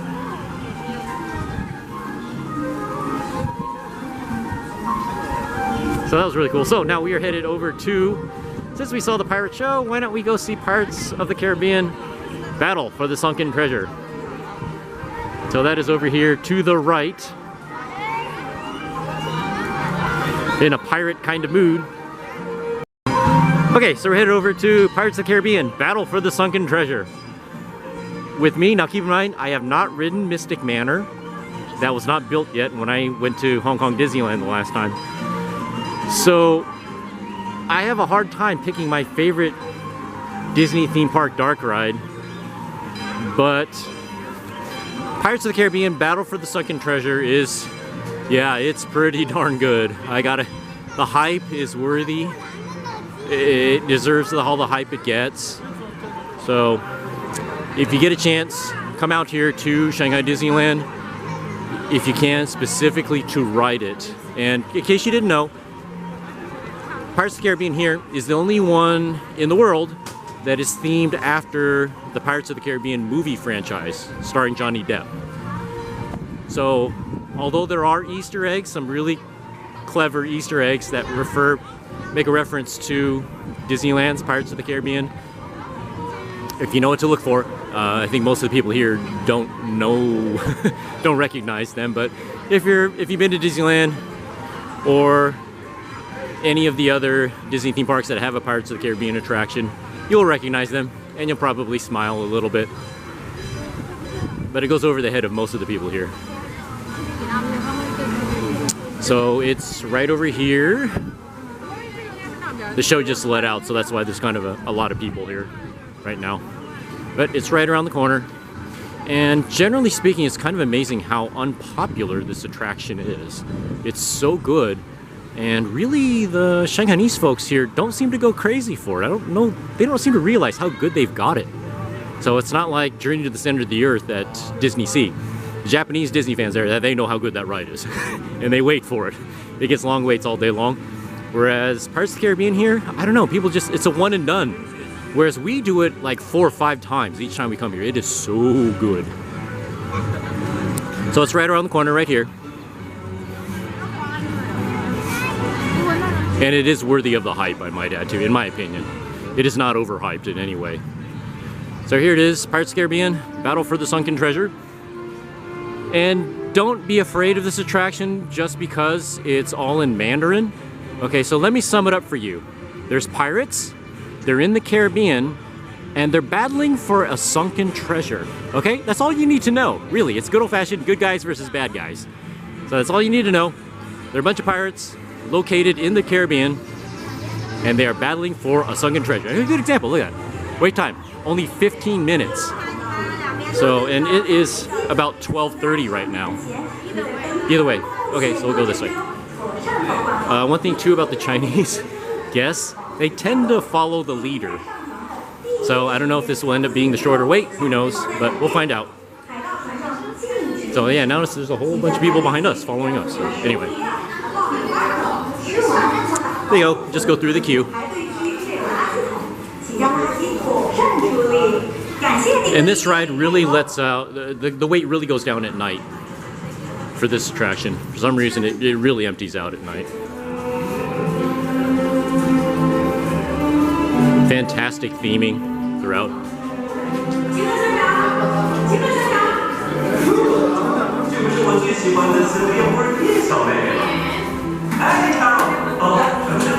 So I do have to warn you though, like once again, this is a good example of an attraction that if you come here, you have to keep an open mind about it. Because this is not the Pirates of the Caribbean at Disneyland. It's not the original designed by Mark Davis. It's very different than that. So if you're a classic Disneyland dark ride enthusiast that loves Mark Davis's humor, for example, you will not have that on this ride. So just got to keep an open mind about it. And if you keep an open mind, you'll have a great time on this ride.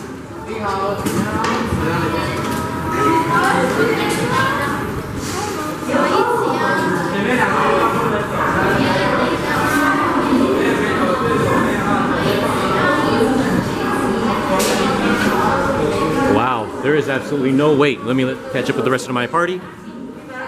And there's absolutely no wait in here.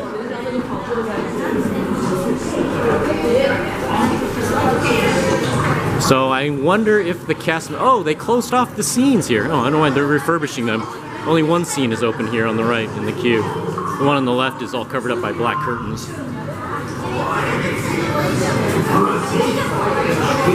I wonder if the cast members here are still using those portable PA systems with the speakers. I'm not sure. You were using them last year. It's very annoying. We're in the front row, so I actually will film on this ride. And these look like boats, but they are actually large dark ride vehicles. So they can actually move forward, they can move backwards, they can roll, they can pitch, and they can yaw. So it's pretty noisy in here. I hope you can hear me. But if you look down there, there's a huge vehicle under the water level.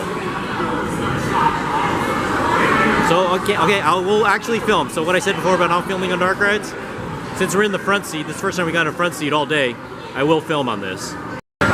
Here we go.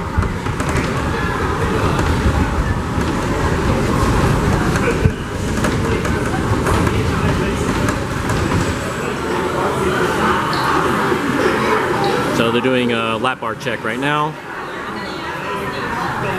Thankfully, they got rid of the portable PA systems that the cast members here at the dock used to use. They used to be so annoying, like those tour guide people. Just the most cheapest, horrible sounding speakers. They would crank them up, and they sounded absolutely terrible. So thankfully, they got rid of them. They did not fit the theme of their costumes or anything. So there you go. You can see the dark ride vehicle, the substructure that goes under the water level right there on that boat. And we do not float. We're actually rolling along. But it absolutely, video doesn't do this ride justice. It does feel like you are floating.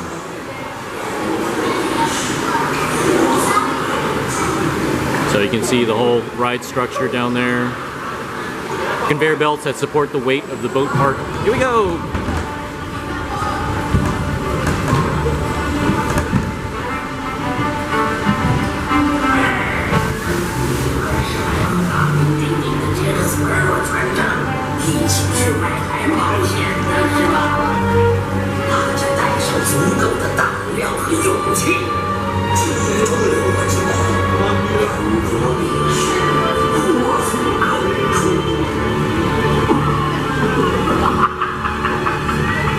That is the Barbossa's Bounty restaurant right there. That's the seating area.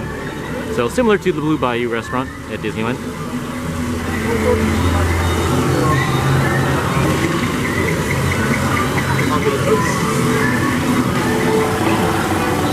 So the references to the original Pirates of the Caribbean is in the beginning of the ride, so I won't say anything. I will let you folks at home see if you can spot them. 宝藏就是一切，对吧？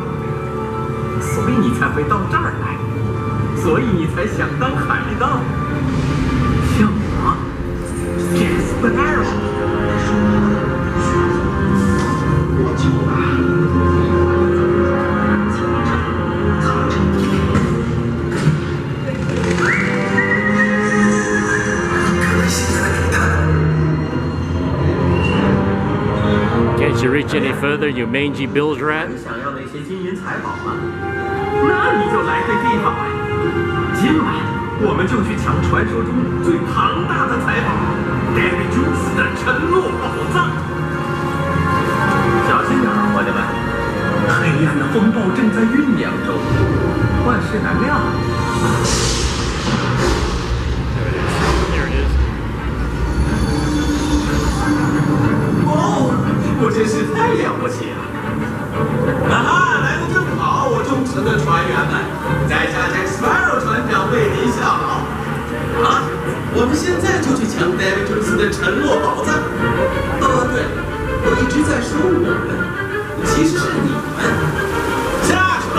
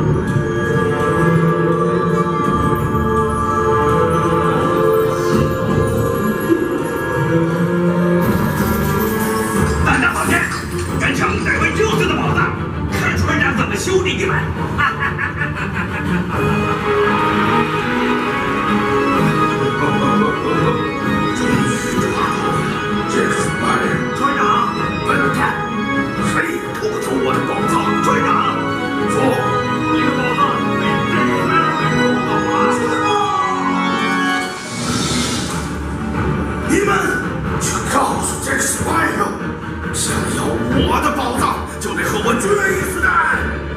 滚蛋！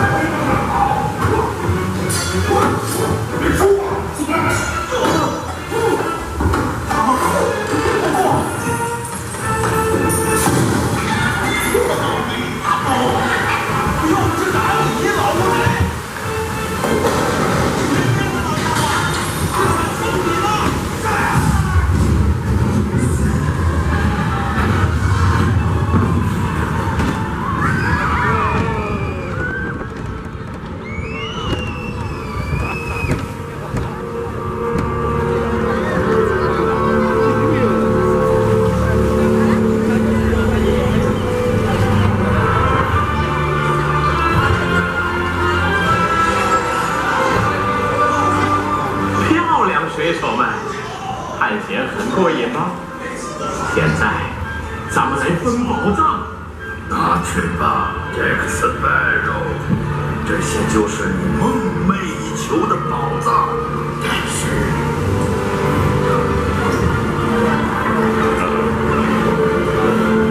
看你怎么享受这堆海草！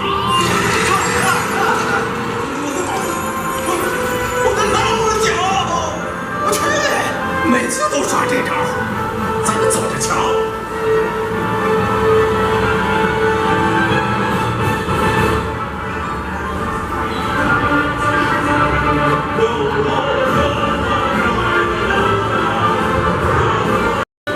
And just like back home, Pirates of the Caribbean dumps out into a gift shop. This is not called the Pieces of 8 though, but here we go. Anybody remember Adventureland back at Disneyland? Always had the big buckets of barrels of rubber spiders and big giant rubber snakes. Oh, it brings back memories for me. Ooh, pretty busy in here. Let me see what we can find. Okay, my son just picked out a blind box of one of these 10 for my wife. So we'll see which one she got. This cannon, this huge cannon in the store, is pointed directly at the window. So we just got out of the store. That's called the Doubloon Market. Okay, didn't know what the name of that one was. I kept thinking it was the Pieces of 8, like at Disneyland. But we're gonna do an unboxing out here of the new blind box that my wife bought and my son picked out.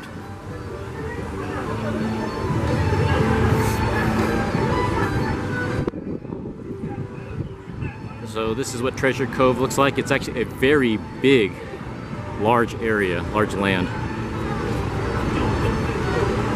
So we just got off of Pirates of the Caribbean and absolutely love that ride. It is so good. Now that is actually the first on-ride video I have ever filmed in my life.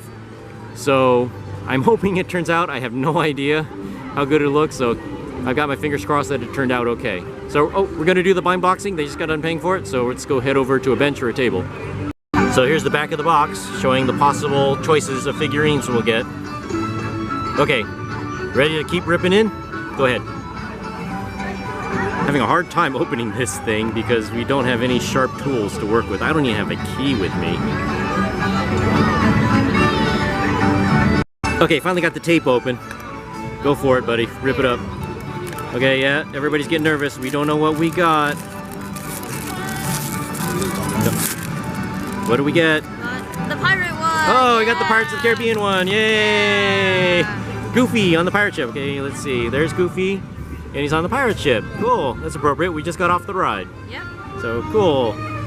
So that's one of the few that you wanted, right? Yeah. So, okay, cool. Okay, that's going on display at home. All the way back to the Bay Area. Over here at Tortuga Treats, yes, they do have giant turkey legs. So they do have them here too. I've never had one though, so I don't know how good they are.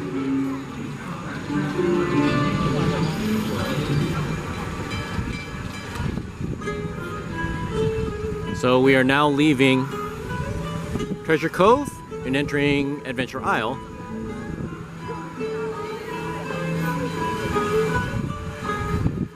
The park is actually not too busy today. I was expecting it to be a lot busier in this.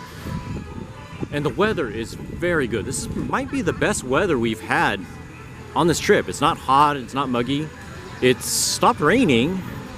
It might start raining again any minute, but at least right now, it's perfect. This is like my ideal weather here. So this is really nice. So we're gonna go head over here in Adventure Isle and do the Camp Discovery. Not gonna do the challenge trails, I don't think. My son is wearing sandals today, so not appropriate footwear for it. But we'll just do the hiking trails around the base of the mountain.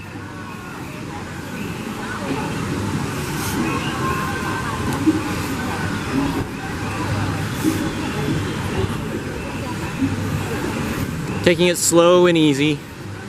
I don't think anybody's getting tired. So that was our goal. Some of the people here are just nuts. They just run from ride to ride. They're literally running. So not stopping to enjoy the scenery, not stopping to smell the roses at all.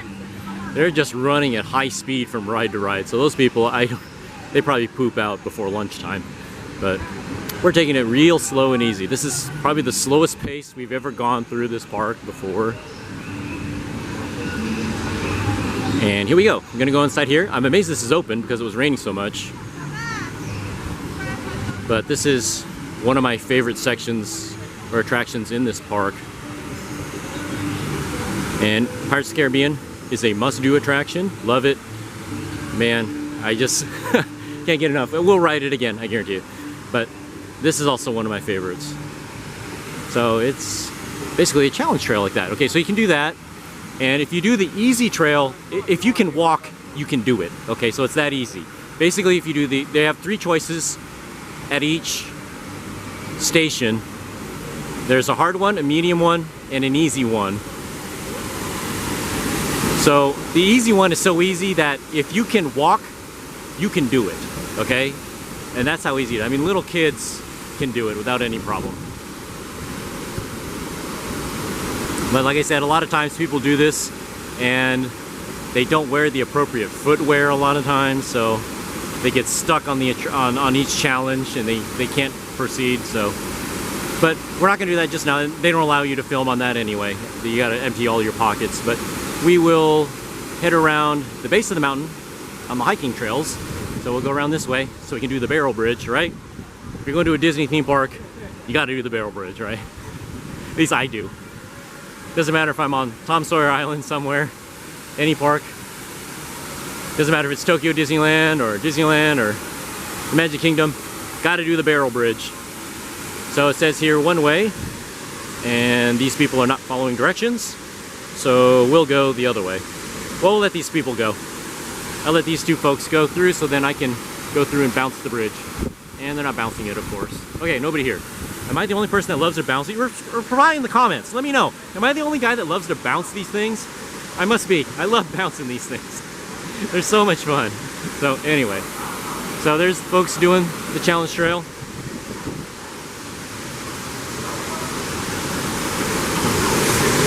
And if you don't feel like waiting to do the challenge trail, because you do have to wait to get on that, you can just go on these hiking trails around the base of the mountain.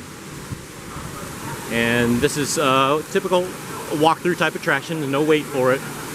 And I love doing these sorts of things because you can go through it at your own pace. So we'll go up this way, up the stairs.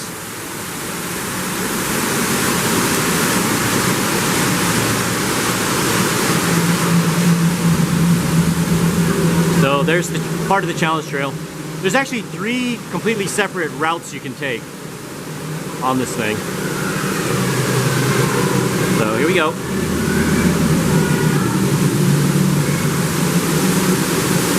And here we are, the 8th wonder of the world, the backside of water, O2H, O2H. So up here are some of the challenges. So to get an idea, the hard one, and this one is in the middle. You have to walk on that little log. The medium one is on the left, and there's the easy one on the right. See how wide the walkway is? So that's the way, the easy ones all look like. Okay, see that little girl? She's taking the easy one. So look at that. If you can walk, you can do this. So don't be intimidated if you're afraid of heights or anything, because the easy one has a huge wide walkway like that. So since there is no Pirates of the Caribbean, there is no Jungle Cruise here, this is the only time you will see the backside of water. Come on everybody, O2H, O2H, O2H. O2H. Okay, there we go. Me and my son get it, my wife doesn't. Okay. I just came over here to wipe off my lens because see how much mist is coming through there? There's a lot.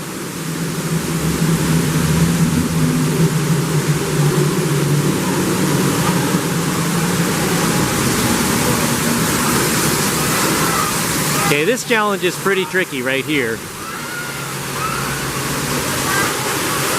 So the easy one is on the far closest to the water. See that right there? So those people are just flying through. The hardest one is what the one that guy just did, and the medium one is in the middle there. And that poor little girl, yeah, she does not like doing this. So I won't film her in her misery. So that is typical on when you do the challenge trails, is that a lot of these people here they're not into adventure challenges or anything. Here's another example of the different walkways. There's the easy one right there on the left. In the middle is the middle one, and then on the right is the difficult one. But a lot of the people that come here, this is their first experience with doing any type of outdoors activity, if you will. So like that little girl there, a lot of them adults are terrified to do this. So get ready. That may cause a log jam if you're trying to do this.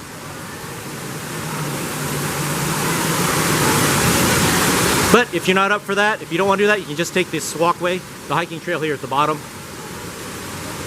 and see everything at your own leisure. Or if your family members are doing the challenge trails, you can do the hiking trail down here at the bottom and take pictures of them doing it, because they do not allow cameras of any kind on the challenge trails.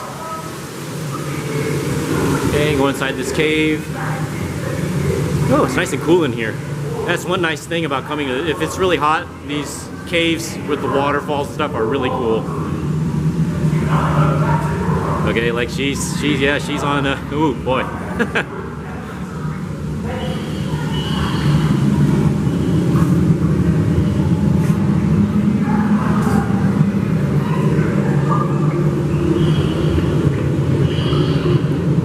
So there are 3 separate paths, sets of challenge trails.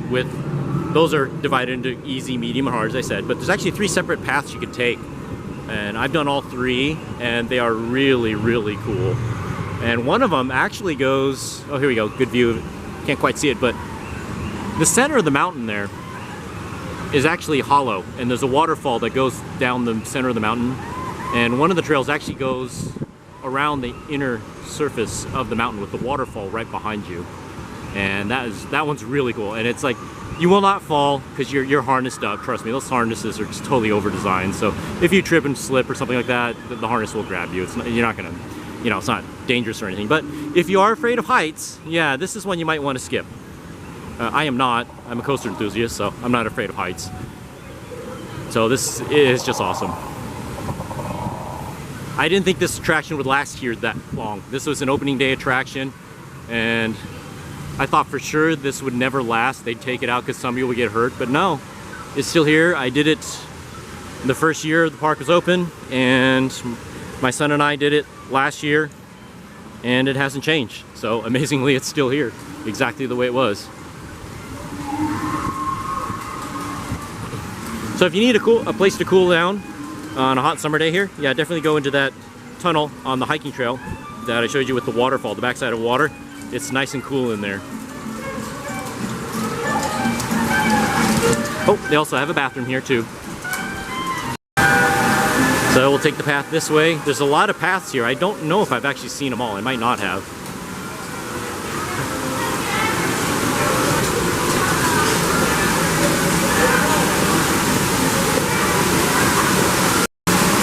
There's another part I didn't see. So if you go around this way, we're kind of backtracking a little bit, but over on the other side of the mountain by the entrance. So another part we didn't see.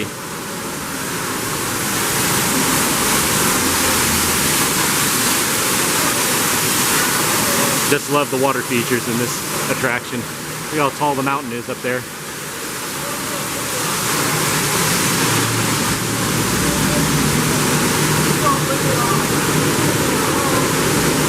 So this is a good view of the different difficulty of the attraction, of the challenges. So you can see on the pathway closest to us, see that? That's what the easy ones look like. They all look like that. So if you can walk, you can do it. But my wife brought up a good point. She says it's only one way, and it is. So once you do each challenge, unless you're here all by yourself and the place is deserted, you will have to keep going and complete each challenge. Otherwise, there will be a log jam of people behind you. So that becomes a major problem when you have people that are afraid to go on, and there's many adults that are afraid to continue on. And little kids get scared a lot. so they have to keep going. They cannot stop to turn around. So sometimes you do have a long wait for each challenge because of that. So here's another path that we didn't take before. Let's head down this way. It's over here. Oh, more water. More of the waterfall.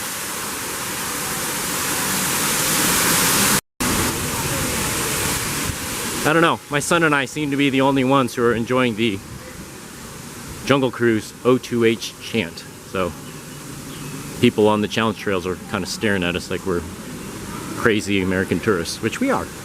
Ooh, that's kind of cool. Check that out. Water trickling down there. Never noticed that before when I came over here.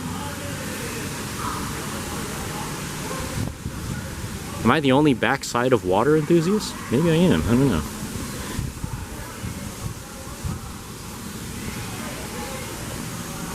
So this is a great attraction to do, the hiking trail like this. If you want to escape the crowds, there's hardly ever anybody that I've encountered on the hiking trails here. So great place to escape the crowds when the park is busy. And like I said, if it's hot and muggy, you can hang out where the waterfalls are. It's nice and cool. And you watch some of these people absolutely just terrified above you on the challenge trails. And some of these people are honestly get scared. Oh, you notice that? There's animals here in the rock. On the wall there. Oh, that's neat. Okay, so I think we saw all of the hiking trails. So the only way out, I think, is through the barrel bridge.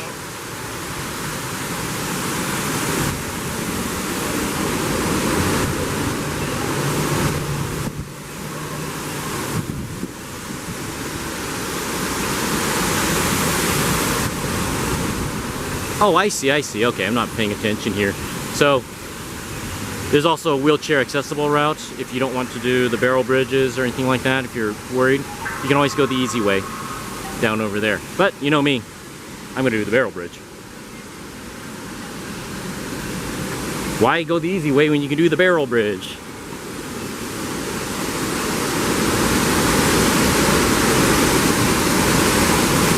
Here we go. Gotta rock the barrel bridge, right? There we go. This one's heavy though. It's not like the one at Disneyland on Tom Sawyer Island. This one's kind of hard to shake.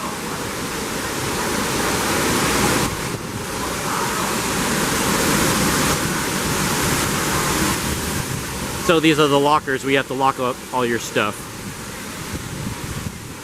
And they're very strict about it too.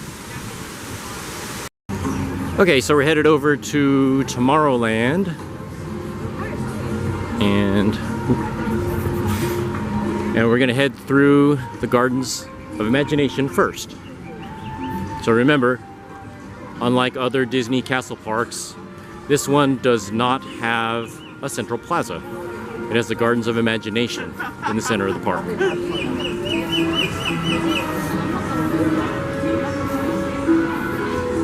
I've actually never walked underneath this canopy here before, so that's why I'm going this way.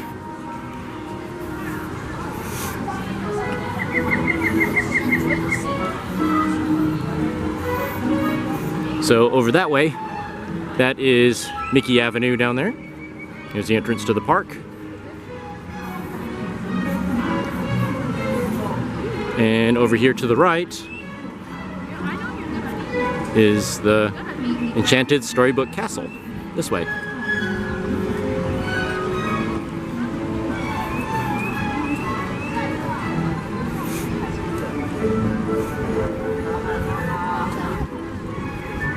So let's cut through the middle of the park here. When it's really hot, this area can get incredibly warm. But today, not bad. And yeah, looks like they are refurbishing the stage there in front of the castle, so no castle stage shows today. Kind of interesting, they're doing a lot of refurbishment throughout the park in the summertime here, during the busy summer season. You wouldn't think they would be doing a lot of refurbishment during this time of year. Oh, there's Dumbo, by the way. Dumbo is actually outside of Fantasyland here. A little strange.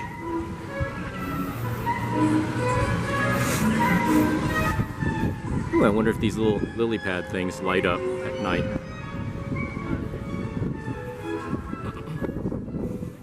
So there is a nice breeze right now, so it feels really good.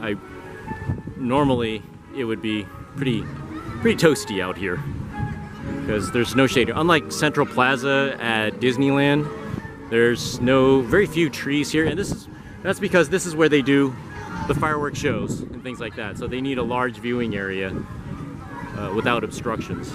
So okay, so we're headed over to Tomorrowland, part of the park that we have not seen yet on this adventure. So I hope you are enjoying the adventure, having a good time. I am. I'm having fun. How about you? Show of hands. Who's having a good time? I am. Always have a good time when I'm at any Disney theme park around the world. Right over there is a shortcut to Disneytown, but we're headed over this way to Tomorrow. Ooh, that breeze sure feels good. Whew.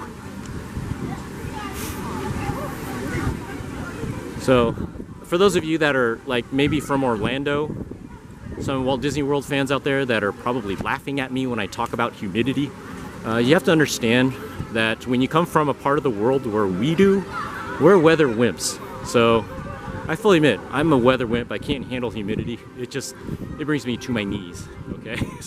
So I know you guys are laughing. So, okay, one thing about Shanghai Disneyland that this has been a nitpick of mine ever since this park opened. On the way to Tomorrowland, there's this completely unobstructed view of Disneytown here. See this? And that's because there's no berm surrounding this park. Because there's no train ride surrounding this park. So here we are 70 years later, and the magic of how Disneyland was designed still applies to this day. And the folks at Imagineering, way back in 1955, knew what they were doing to isolate the park from the outside world. And that's a formula that it's worked for 70 years. Why they didn't do it at this park, I have no idea. But that's one of my major beefs with this park. So here we are. We're headed into Tomorrowland. This Tomorrowland looks very different from every Tomorrowland except for maybe Discoveryland at Disneyland Paris. So that version of Tomorrowland, Discoveryland, has that steampunk look to it, which I really like. This version is more futuristic. And, oh, it's not spinning right now, but up there, that's the jetpack ride. I've never ridden that, actually. The wait for that has always been so long. It's always in the hot sun. Of course, the centerpiece attraction here in this Tomorrowland is Tron Light Cycle Power Run, which has been exported. It's been cloned at the Magic Kingdom, where they call it Tron Light Cycle Run. Here they add the power, I guess. Oh well. I guess there's some He-Man fans here at Shanghai Disneyland, so they have to have the power. But one thing you will notice here, unlike at the Magic Kingdom, now Tron Light Cycle Power Run was designed for this park, so you can't see the show building as badly as you can. It's still, if you know where to look, you can see it poking up there, but it's not like glaringly obvious, in my opinion, like at the Magic Kingdom. So I'm glad I'm showing you this right now, because these walkways into Tomorrowland, these elevated walkways, you can absolutely bake up here. If it's a hot summer day, you'll melt up here. So we're gonna head this way. You keep going that way to go ride Tron, and we're going to go do Buzz Lightyear. I believe here it's called Buzz Lightyear Laser Blast. Don't quote me on that. I'll know when I get down there. But, you know, the shooting dark ride with Buzz Lightyear, you take down Zurg, basically. Here it has a different name, but it's the same basic attraction, except for this one is cool. You can aim your laser much easier, your little blaster, because it puts a red dot on the wall, or where you're aiming it. If you've seen Terminator, the AMT, I believe that 45 long slide that he used, think of that. That's how this one works. Or if you've seen the movie Cobra, whoever out there's a fan of the Stallone movie Cobra, Yeah, he had a laser tracking scope in that movie too. So the same idea applies here. And I think those aiming lasers are being added to the Buzz Lightyear at the Magic Kingdom. I think they announced that they're going to be upgrading theirs to have these. So I hope these come to Disneyland. Here it is. Oh, there we go. It's called Buzz Lightyear Planet Rescue. And this is my favorite version of this attraction. It has some scenes in it that are different compared to all the other ones. So we're going to go inside and ride. I'm going to be aiming, so I'm not going to be like, hello. I'm not going to have time to aim, film because I'm going to be aiming. And I'm going to be battling against, I don't know who. My wife, my son, one of them. I'm going to be battling against them. And it's only a 5-minute wait. This ride never has a long wait for it. So I'll see you on the other side. We'll see how I do. So I got 871,050 points. Wonder how I did. See how I did. I did 871,000. So I'm level 6. I'm a Cosmic Commando. Hey, that's pretty good. It's probably the best I've ever done. Tomorrowland has this really cool water feature right here. Pretty neat. So we are going to be heading over to Mickey Avenue, do a little shopping, and maybe I'll do a little filming over there too. So to get to Mickey Avenue, got to go up these steps and just backtrack.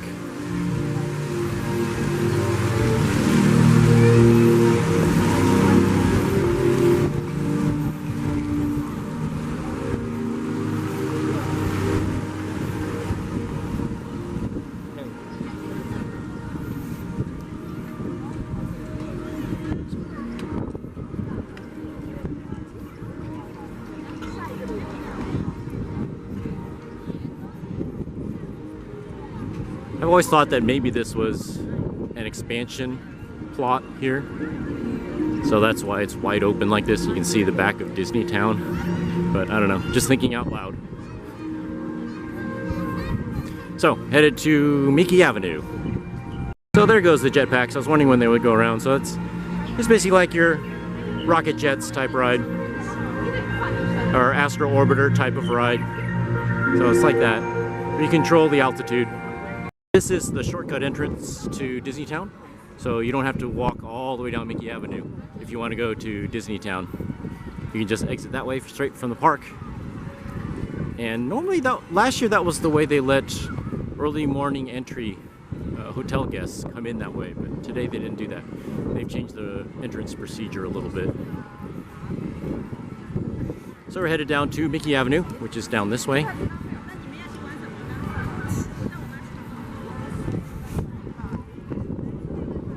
Oh, there's also an entrance to the theater this way too. The theater. Okay, there's those annoying cheapy PA systems. At least they don't use them on Pirates of the Caribbean anymore. But okay, so this is the entrance to the theater. You can go this way. Oh, Mickey's Storybook Adventure. That's what's playing there now.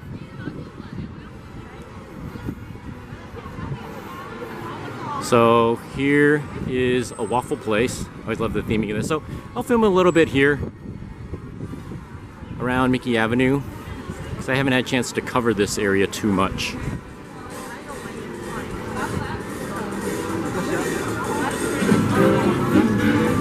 So there's also an ice cream place here, which is really good. I've gotten some ice cream there.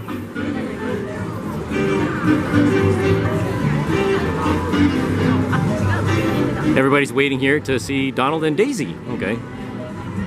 So here's a version of the Carthay Circle Theater, just like at California Adventure. And here's Donald and Daisy. Pretty cool. So let's head down Mickey Avenue, which this should not take very long because Mickey Avenue is, as I said this morning, so short. So, head down here, and my wife is probably going to do a little bit of shopping here, and I will also do some shopping and film a little bit here too.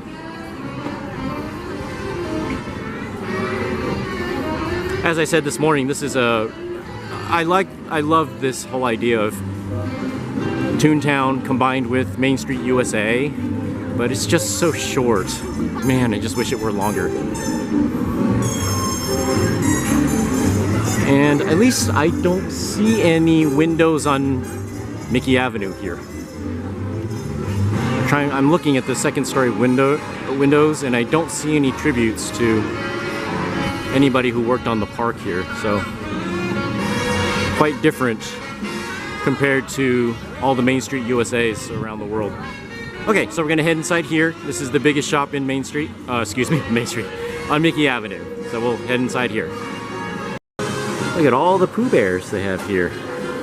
All kinds of different Pooh Bears wearing different outfits. Look at this one. Pooh Bear dressed up as... what is that, a squirrel? Yeah, a squirrel. That's cool. Never seen any of these back home. Okay, buddy, clap. Harder. Harder, harder. There he goes. There goes Pooh Bear. He's dancing. Dancing to the music. Okay. So, anyways, we just got done shopping. I did see a few things I might be interested in, but I'll pick them up later, if necessary. They also had them at World of Disney, so I can head over there. So, I'm going to film, just stroll around, and head around this way. Oh, I didn't know this. They have a carefree corner here. So if you're old enough to remember, Disneyland had a carefree corner. And that was like their, that was kind of their information service. And I don't know when they got rid of it, but it was on Main Street. It was like a little information center and stuff like that. So, oh, here we go. In case you want to know what the fake train station is used for, here it is. Lockers. That's what this building is used for, I guess. That's it. Nothing else up there. So, and if you look at the second floor windows here, I don't think they have any tributes. Yeah, I'm kind of looking around. I don't see any tributes to any Imagineers or executives. One more thing about this park that I guess they do a little differently.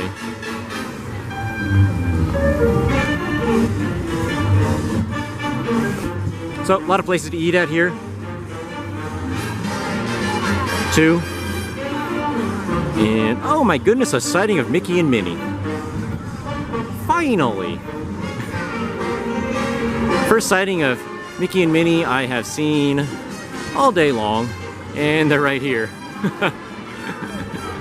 There they are.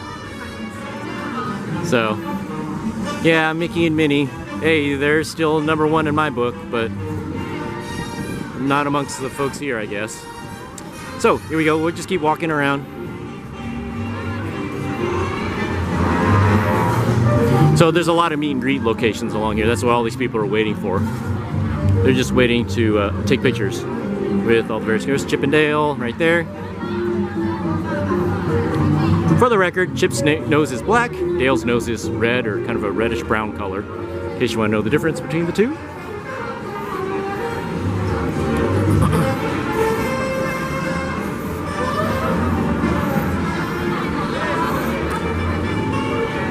I wonder if any of these people even know who Walt Disney is here at the statue. Yeah, most of them are not taking pictures with it like they do at California Adventure. That's funny. Let me head over this way. And here's the statue, and everybody's taking a picture of the castle, and they're using Mickey's foot to hold a shoulder bag. Yeah. So people here don't really get what the whole Disney history with Roy and Walt Disney, unfortunately. So, anyway, it's one thing my nitpicks about this park, they make no effort. Here you have a new audience. This audience did not grow up with the Disneyland television show. This audience did not grow up idolizing Walt Disney and studying his history from Marceline, Missouri, and particularly Disney Railroad history is completely ignored here.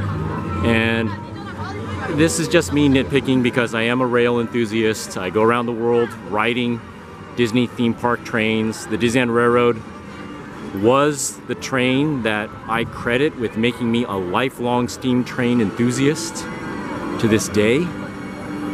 And because I first rode it when I was 6 months old, and just a little story of my history with trains.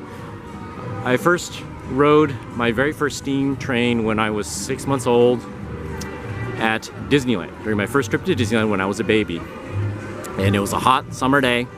I was very cranky, very whiny, and my mom told me that I was cranky and whiny in the heat in Anaheim until we rode the Disneyland Railroad. And oh, there's the carousel too. It's called the Fantasia Carousel here. It's in the Gardens of Imagination. And my mom said that when I rode on the Disneyland Railroad that day, I suddenly calmed down.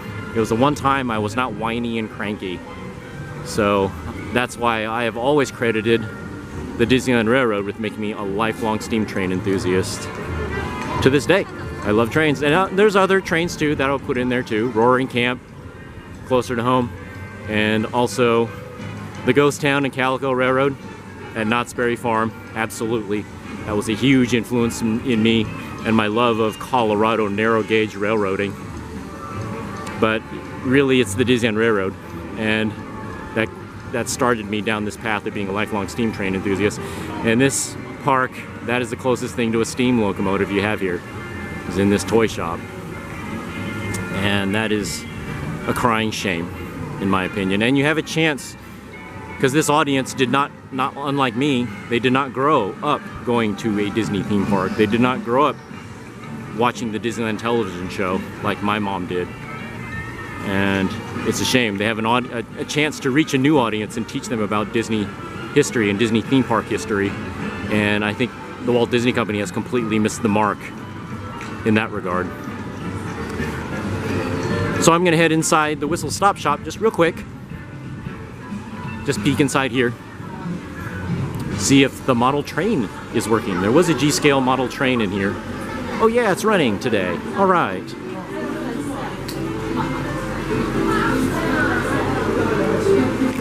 So there's a suspended G-scale model train in here. It's actually running today.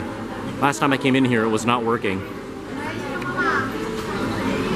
So, although I mentioned that there's other references to some trains here, this is the only, as far as I know, running train in all of Shanghai Disneyland. Right here. This is it. Oh boy. So yeah, kind of a shame.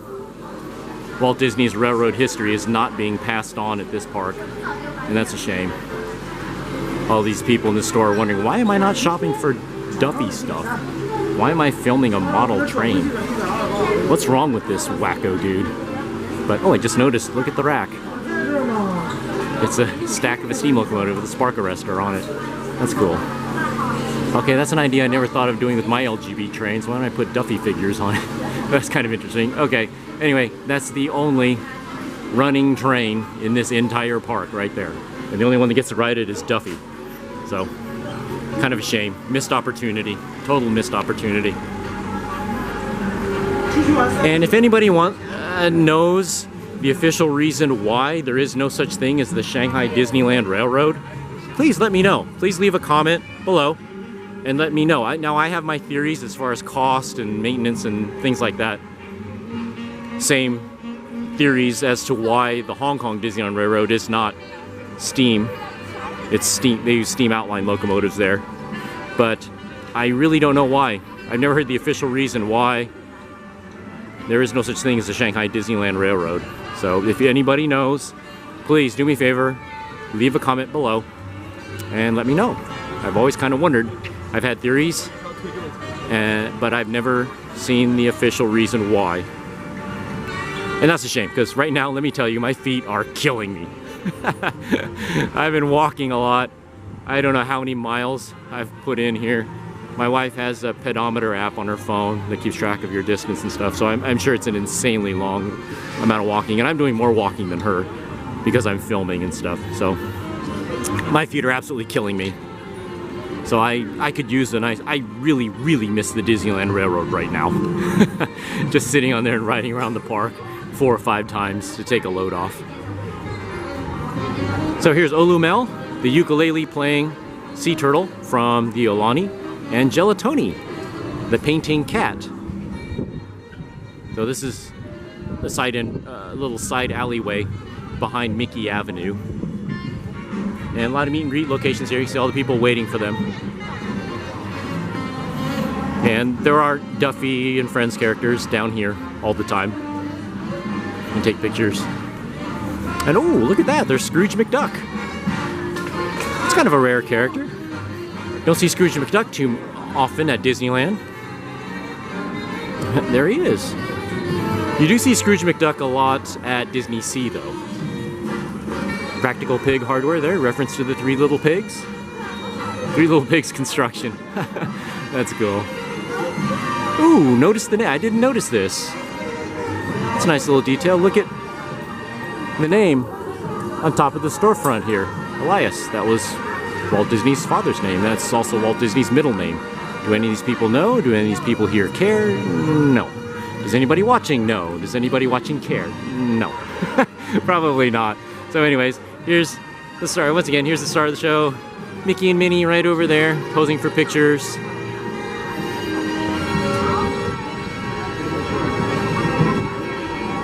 And in here is a shop, Sweetheart's Confectionery. I thought this was a restaurant, but I guess not. It's a shop now. And there's Stella Lou over there, posing for autographs and pictures. And here's their version of Central Plaza. No gazebo here or anything like at Disneyland Paris. I don't even know if there's a Shanghai Disneyland band like at Disneyland. I don't know.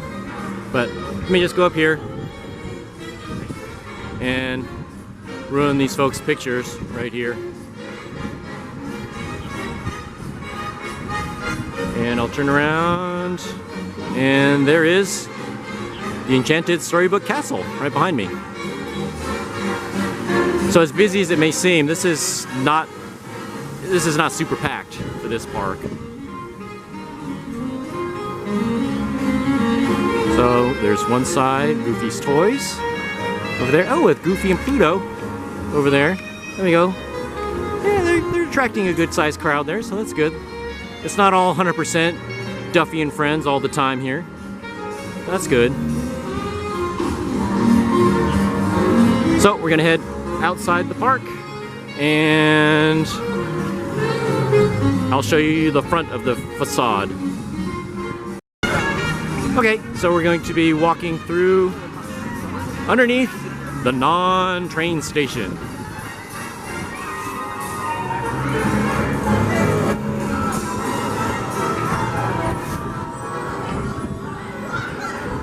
So if I stand under here, we should be hearing a train go by overhead, in my opinion, like at the Magic Kingdom, but no, it is sounds of people walking around, but no sounds of steam trains thundering overhead like at the Magic Kingdom, and I really miss that. One of my absolute favorite places in any Disney theme park around the world is Main Street Station at Walt Disney World, underneath there on the ground floor.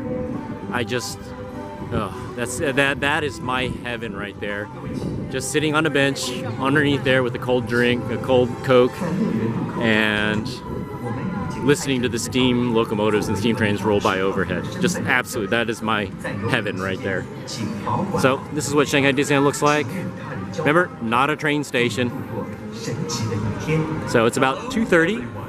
And welcome to Shanghai Disneyland. And we are planning to head back to the hotel to take a little bit of a break, a little bit of a breather, give our tired, weary legs a rest.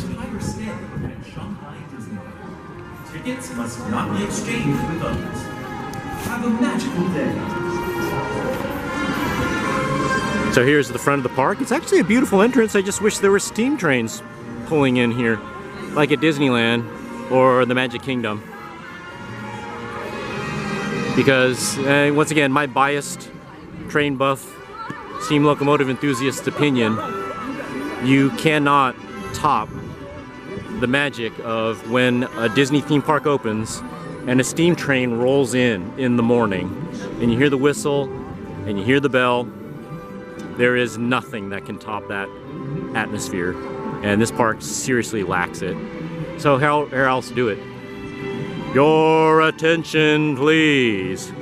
The Shanghai Disneyland Limited now arriving for a grand circle tour around the Magic Kingdom, with stops at New Orleans Square, Mickey's Toontown, and Tomorrowland.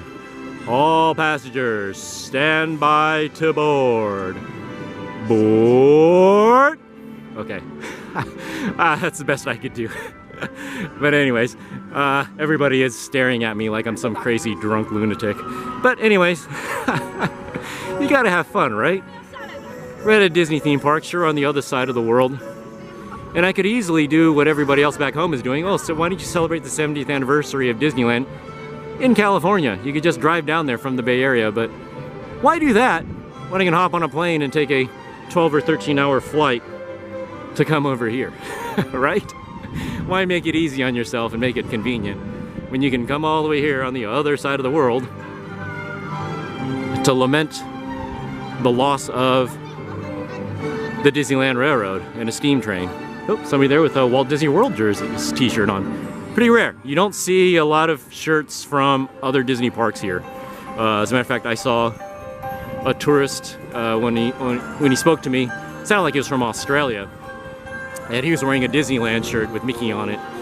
And I said, "Hey, nice shirt." I pointed to my shirt, and he said the same thing to me. So my battery's about to go dead, and we're gonna head back to the hotel and take a little break. So I don't know if I'll be able to keep filming because my battery is flashing out here. So here we are. No, they don't. So here we are. We're back from a nice refreshing stop at our hotel, and we are now going to downtown Disney for dinner. And notice all the fake stuff. Fake stuff after fake stuff after fake stuff. So once again, bizarro Disney theme park. People selling fake junk. As soon as you get off the bus, you'll never see this at Disneyland or Walt Disney World, Disneyland Paris, Tokyo Disneyland, no. Hong Kong Disneyland, no. Only here at the bizarro Disney theme park, people selling pure junk. Yeah, stinks. But what can you do? Nothing you can do about it at this park. Anyways, I wish they would do more about it, but it drives Disney fans nuts every time they come here. And this is what's really aggravating. You got the guy selling the fake junk over there, and the security guard is just sitting there chewing the fat, doing nothing about it. Yeah. Please. Robert Iger, wake up. Poor taste. And it's taking money away from you and your company. So just bad show. So anyway, if you could do something about it, please put a stop to it now. But this is a good example of where I'm not in charge. If I were in charge, it'd be done very differently. Chris Provost would be so upset about that. So we are done eating, and we are going to head over to Tron Light Cycle Power Run. Not Tron Light Cycle Run, that's at the Magic Kingdom, but Tron Light Cycle Power Run. So this is what it looks like, and yes, you can see the show building a little bit there. You can see it poking up a little bit, but it's nowhere near as obvious as at the Magic Kingdom.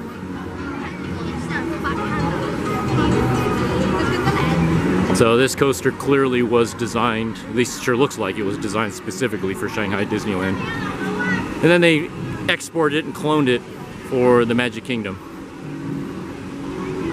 Good ride. I like it. I would not wait like an hour for it. I don't really understand what the hype is for this ride in Florida, because it's a fun ride, it's a fun coaster, but even as far as Disney coasters go, I don't rank it that high. Okay, let's be honest. It's a Vekoma booster bike coaster is what it is. Indoors. It's partially indoors, partially outdoors. Vekoma booster bike is what it is. So, yeah. It's a fun ride, not extreme. My perspective on Disney theme park coasters has been altered forever permanently because of Big Thunder Mountain Railroad at Disneyland Paris. Okay, so this, between the two, this or Big Thunder Mountain Railroad at Disneyland Paris, yeah, Big Thunder wins every day, every day of the week and and more. So, but anyways, we'll stand out here and kind of film it. Sun's starting to go down, and it's a beautiful night right now. This is probably the best weather we've experienced on this entire trip. It's not hot, not muggy, not sticky, not raining, but it's absolutely perfect. So everybody's waiting to get pictures here. There it goes. There it goes. Pretty cool. This coaster does have a really cool lighting package on it. So the lights on the canopy light up as the train goes by. Pretty cool.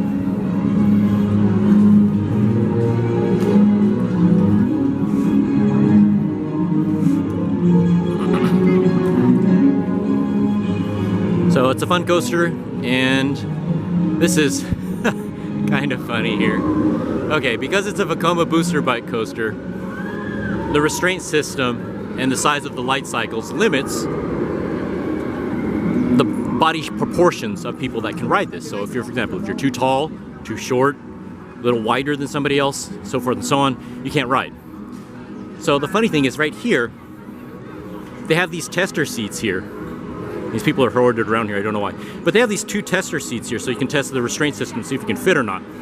Which they use these in Orlando all the time. At the Magic Kingdom, everybody's got to test these things to see if they can fit or not. Over here, people think this is a photo opportunity. So you get little kids playing on this. They think it's like playground equipment and stuff like that. And they don't quite get it. That this is to see if you are too big to fit in the restraints properly. But people here, they think it's a photo op. So that'll give you an idea of the different size of people around the world. Everybody's a little bit different size. So the standby wait is about 40 minutes, which is not too bad. And this coaster, the wait usually goes down at night, about an hour before the park closes. This does shrink down quite a bit considerably. So I'm gonna turn off the camera. I'm not gonna be filming here. So here we go. Here's where we get shrunk down into the computer. Stand in front of that thing. I also should mention, I forgot to mention it, as far as body size, I do think that this coaster, this version, also has one of the bench seats at the back of one of the trains, I think. Don't quote me on that. I thought I saw some video somewhere of them actually using it, but I've never actually seen it in person when I've been here. They never had the seat, the bench seat for the larger riders. I never saw it actually running when I've been here.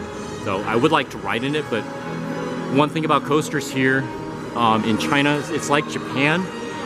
You can't really request seats here. Japan's the same way. You can't request front seat or back seat on any coaster. It's not from what I've experienced. And I've tried asking before here when I first came to ride this. I wanted a backseat ride. And the cast member didn't know what I was saying, so anyways, hopefully we get a backseat ride. We'll see. I've never ridden in the back. I've only ridden in the front, and the front and in the middle a few times. Okay, this is one thing about Shanghai Disneyland that really stinks. They don't quite understand pre-show here. So you notice at the Magic Kingdom, these windows here turn transparent, and you can see the train launch. It builds up excitement in the riders. Here, no. They stay opaque the whole time, and they leave this door wide open here, so they don't hold you here to see the launch sequence. So yeah, that's one thing I've noticed about this park. One of the more bizarro things about it, they don't quite understand show here as well as at the other parks. So here we go, we get to watch a launch from here instead, from the pre-show area. So we'll see the launch here instead. Oh, there it goes. So that's one of my beefs about this park, is that they don't quite understand that the queue pre-show is part of the ride experience. So anybody that's a veteran of going to Disneyland or Walt Disney World or any of the other parks knows that Disney theme park attractions are about story. And part of the story is established during the pre-show. Here, the people don't quite understand that concept at all. They just think, get in, ride, run to the next attraction. They don't understand. It's part of a story, the whole storyline. So they don't quite get it here, unfortunately. And if you are familiar with the storyline, unfortunately, you get shafted each time. So one of my main beefs about this park is that. Here we go, watch another launch.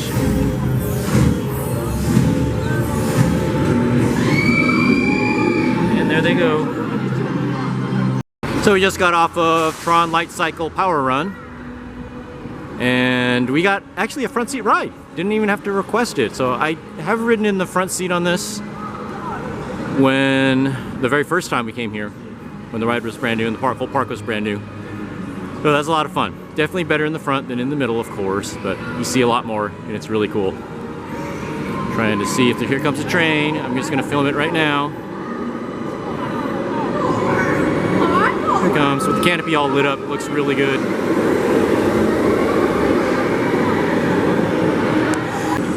But this dumps into a gift shop, and it also dumps out into a display sponsored by Chevrolet.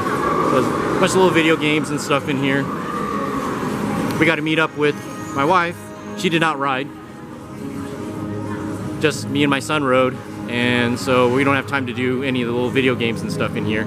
But some cool little futuristic cars, concept cars and stuff. Well, not concept, because these aren't even concept cars. These are total props, basically. This one's kind of cool if it's operating. You can actually kind of sit in it and drive it, or simulate it, drive it. So there we go, on the screen right there. So this one's pretty cool. No, Chevrolets do not really look like this. No C7 Corvettes on display here, like at Test Track in Epcot. But anyways, it was great sitting in the front. It's the first time my son has ridden in the front on this coaster. We waited about 40 minutes for it, so not too bad given the time of day. It's about 7 o'clock right now. So that was a lot of fun. Fun coaster, like I said, not mind-blowing. Still not mind-blowing to me, but it's still fun.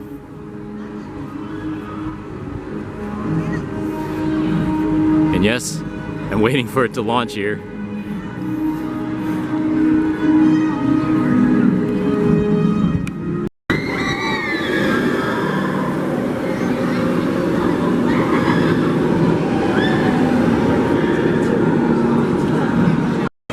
So here is Tomorrowland at night. Wonderful night tonight. Not hot, not raining, not humid, not sticky. It's just beautiful night tonight. So we lucked out. Finally we got some good weather. It only took almost 2 weeks. Nope, don't want to photobomb these people. So we'll go around them. Oh, this on the right here, this is a quick service restaurant right here. I've never eaten here before though. It's called the Stargazer Grill, so I've never eaten here. If anybody has, please let me know. You like it? Don't like it? Okay, we're going to meet up with my wife. She's waiting over here for us.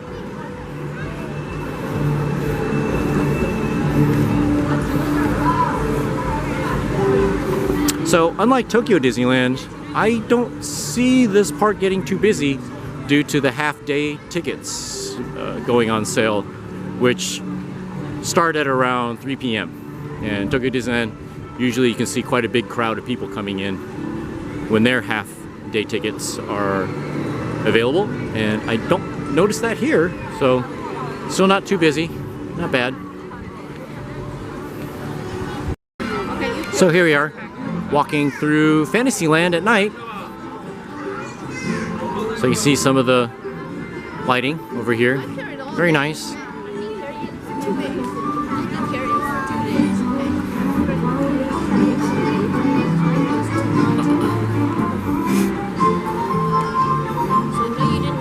Boy, where does the day go? Seems like we just got here. It's amazing how fast a day at a Disney theme park, how quickly it goes.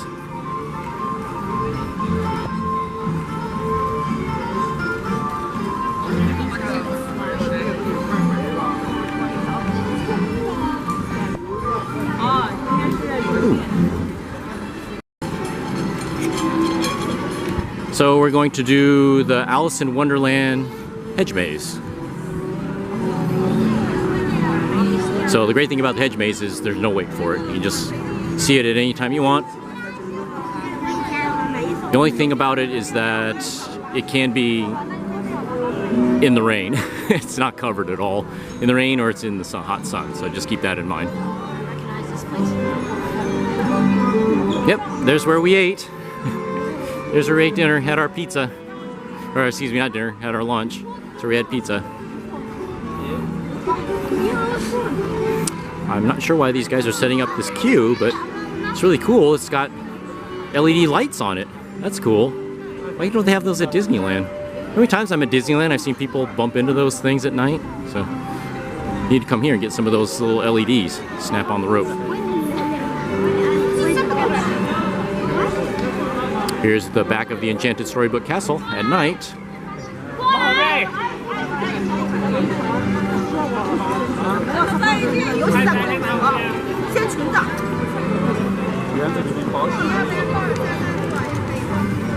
These double wide strollers are gigantic here.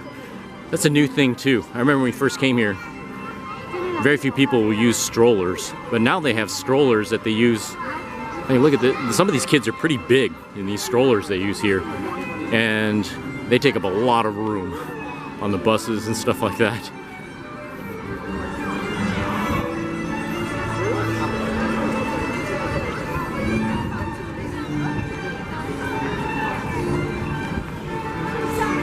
Oh, I think the castle walkthrough is closed.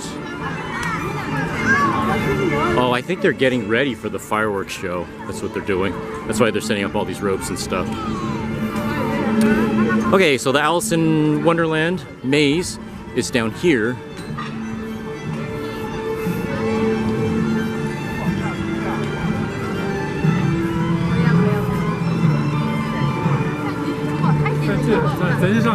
One thing that's interesting, people just leave their stuff on the ground here in the middle of the walkway while they take pictures. So much for tripping hazards, and I guess they're not concerned about people stealing their stuff. You see the same thing at Tokyo Disneyland. They don't put it in the middle of the walkway like that, but I have seen people put their stuff, backpacks and stuff, like off to the side while they run around a certain section of the park and take pictures, and they just leave it there. I mean, I guess you could do that too at Disneyland or Walt Disney World, but I sure wouldn't do it. Where do I get my stuff stolen? Okay, that must be what's going on. Everybody, nowhere. I thought people were lining up for the fireworks show, but no. People are just taking photos. Taking photos of the Enchanted Storybook Castle here. So let me turn around here. And you can see how many people are taking photos here. It's pretty crazy how many people take photos here. And yes, like I said, there is no photo etiquette here at all. So if you photobomb people, then they give you probably the stink eye. I'm not sure, but oh well. Oh well. But they think nothing of, like, here's a crowded walkway. Let's just stop and take a photo right in the middle of the walkway. You know, that sort of thing goes on. And then they take like a dozen photos and delete the one that has like one hair out of place on their head. And, you know, so once again, that's what makes Shanghai Disneyland the Bizarro Disneyland Park. Oops, sorry. Sorry. Oops, accidentally hit somebody with my umbrella there. Oopsie. Okay, let's see if we can swing around here and get to the maze. Straight ahead, that's Seven Dwarfs Mine Train.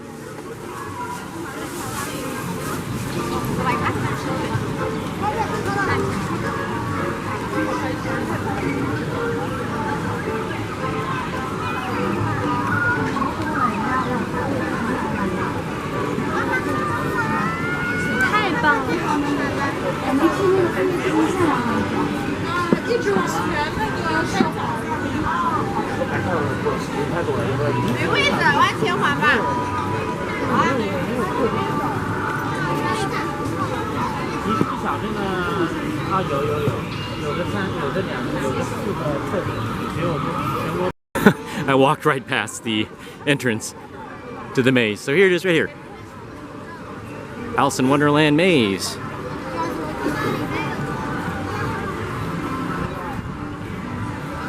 Yeah. Okay, just remember this is based on the Tim Burton film. This is not based on the animated classic Disney film, and it's not based on the original, well, I guess it's kind of loosely based on the original Lewis Carroll book.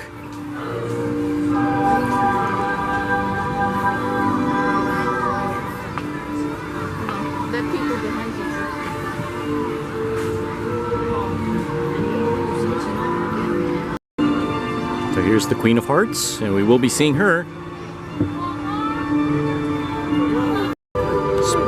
Speaking of Alice in Wonderland, excuse me, that she had a dress, a blue dress, just like Alice in this story. Okay, here we go. Which door do we pick? Which door do we pick? We have 3 to pick from.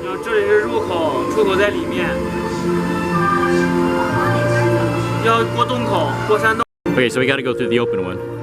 Joe, your head's in my way. Your big head's in my way. God, that's my son standing in the way there. I don't think you guys want to see the video of the back of my son's head, do you?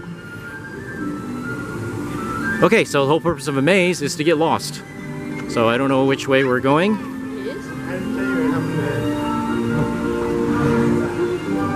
So I think we are going in the rabbit hole, and everybody's running. It's a race. Don't stop and enjoy any theming whatsoever.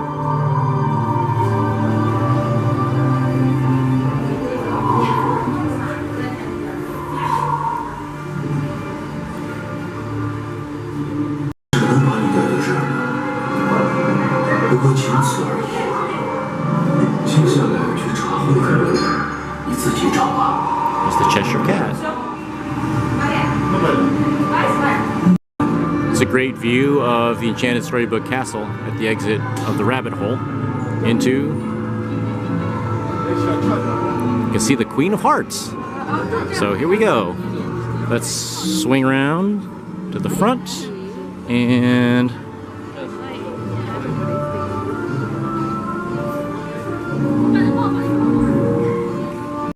So there's the Queen of Hearts.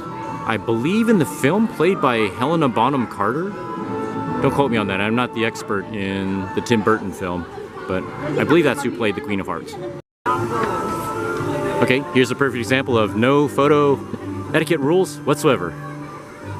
Block off the walkway, here we go, block off the walkway, yeah. So just imagine at Disneyland Paris, people doing this. And yeah, the folks at Disneyland Paris were getting pretty irate at a couple tourist teenage girls. Maybe I should do that too. So everybody wants to pose on the throne over there, making all these goofy poses and stuff like that.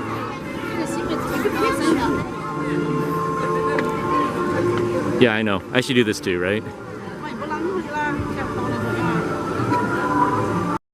This person is lost in thought, looking at Enchanted Storybook Castle. So anyway, yeah, that's a big thing here. As I said, like I said, no photo etiquette whatsoever. So. Watch out for people behind you. Oh, there we go. Okay, they're done.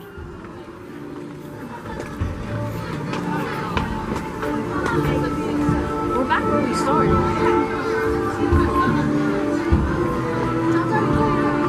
That was horrible, man. So, welcome to the Mad Tea Party. So over here, you can spin all this stuff around here.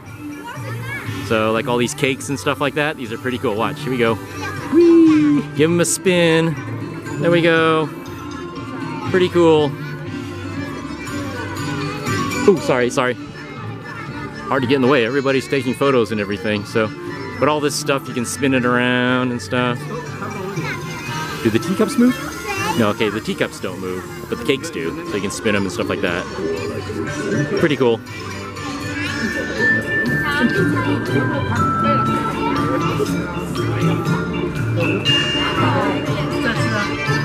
Of course, everybody wants to sit where the Mad Hatter sits, right here at the head of the table. Oh, I know one thing you didn't see too. Is these little cool little things you can spin around over here.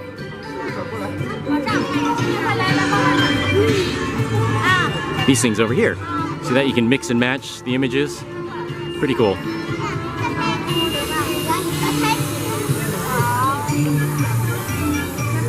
So, pretty neat. This is actually the exit. Believe it or not, we actually found the exit. We made it out. Okay, gotta dodge the photo takers here.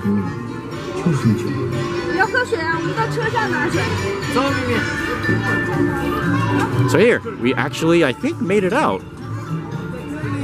My son led us through.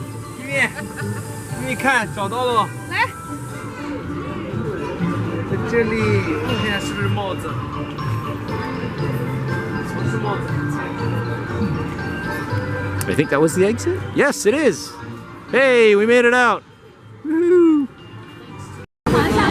So here we are, kind of back where our day started. We're back here in Zootopia Land. I wanted to show you what it looks like at night, because this place is really cool at night when it's all lit up. And we're going to be riding Zootopia Hot Pursuit one more time, because it's only about a 20-minute wait right now.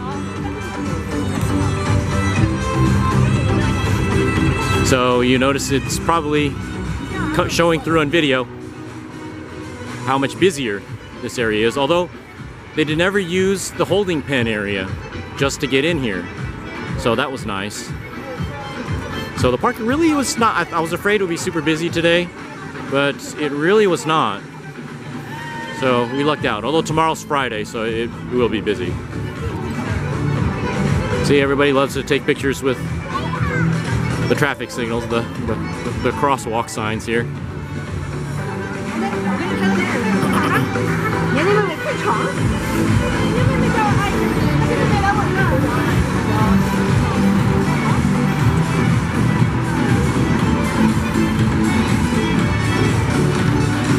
Oh, so here we go. Here's Zootopia Hot Pursuit. So we'll do it again. It's only a 20-minute wait. All right. So let's go. Let's go find Gazelle. Yeah. Let's go find Gazelle. Let's go. I feel like I should mention this since it happened at Tron and it happened here at Zootopia Hot Pursuit. The people here, one thing you find out, especially if you're from the US, is that we like our space. We like our elbow room, and that especially applies to waiting in a queue. And you gotta understand, these folks here are used to being crammed on taxis, stuffed into subway trains, and things like that. So their definition of personal space is much smaller than what we are used to back in the US. So, when you're waiting in these queues, be prepared for people to be brushing against you, bumping into you. It's hard to get used to that initially, but after a while, you do kind of get used to people constantly, strangers, constantly touching you. And I bring this up because there's many people, Kirk Hammett, the lead guitarist from Metallica, comes to mind. He has said several times that he hates people, strangers constantly touching him. And so if you're like Kirk Hammett and you don't like strangers touching you, you have to get used to it if you come here. And the same thing truthfully happens at Tokyo Disneyland too. I've experienced it there too, waiting in the queues where people constantly were bumping into me from behind, constantly. So you have to kind of get used to it a little bit, but it does, it's hard to get, you know, it does get pretty annoying after a little while. And we experienced that at Tron Light Cycle Run, my son and I. Some lady behind us was constantly tailgating with us the whole time. The reason I'm filming the ceiling here is to avoid getting these people on camera in front of me. But it's just something that you have to get used to. And it does kind of get on your nerves after a while. It's kind of like, just, dude, stop touching me, okay? You're not my wife, you're not my kid, you know? But anyway, you just have to learn to adjust. And it's tough, it's not easy. Another thing too is that people here, if they get separated from their group, they will never, and I mean never, have their group come back to them in the queue. They will always line jump ahead of you to catch up with the rest of their party. So you have to get used to that. It's not easy, but you have to. Otherwise you'll go insane. And that's a cultural thing. It's nothing to do with Shanghai Disneyland specifically. It's a cultural thing. At least that's my experience. I should also mention too, as far as the waiting in queues, that even if the attraction is not even open yet, like the main gate, if it's not open, these people don't get it that you're not going anywhere anyway. There's no point in cramming next to each other like sardines if the gate isn't open yet. You're just gobbling up personal space and you're just smelling other people's sweaty BO. And other bodily functions. So they don't seem to understand that, and I don't know if they ever will. The whole concept of how queues work, you know, it's kind of like water flow. You gotta have water flowing out of something to put more water into something. They don't quite understand that, I don't think, because there's many times when the queue gates are closed for something, or we're in the holding room for something, and you know, there's no point in cramming yourself against other sweaty bodies, but they just do it anyway here, so they're just not used to it. So there comes a time, every time I come here, when I really, really miss Disneyland. At Disneyland, they don't do that, so I just miss it sometimes. So anyways, kind of venting a little. Just a little bit venting after what we experienced on Tron, the Light Cycle Power Run, and here in Zootopia.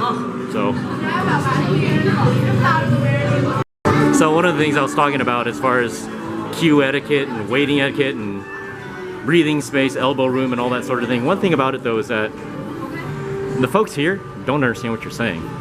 So you can kind of vent your frustration a little bit. Like here's a group of people here, watch this. Oh man, I got a fart. I got a huge fart I gotta release here. It's a clear the room type of fart. And you know, so nobody here, I mean, if I did that at Disneyland or Walt Disney World, everybody would be getting away from me or laughing or something. But here, they have no idea what I'm talking about. Ooh, I didn't get my donuts here. Oh, that's what I forgot to get. The Zootopia donuts are really good. Still one of the coolest animatronics, right there.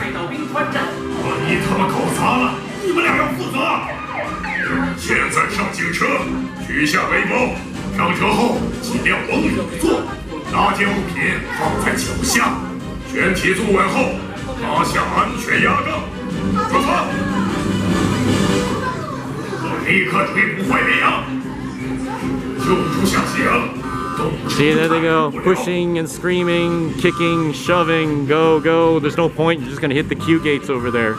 There's no point in doing that, but oh well, they don't get it. Plus you're in the back, you can spend time filming. Hello.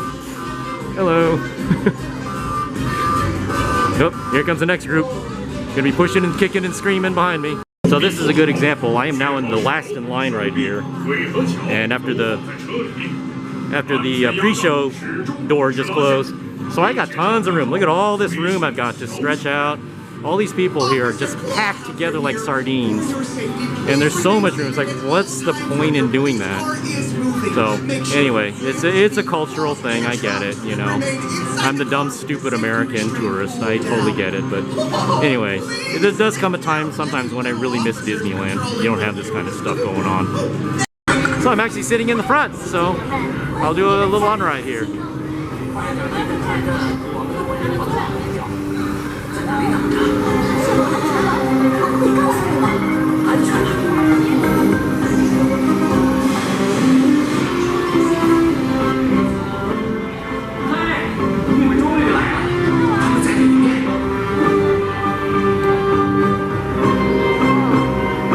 We're too close.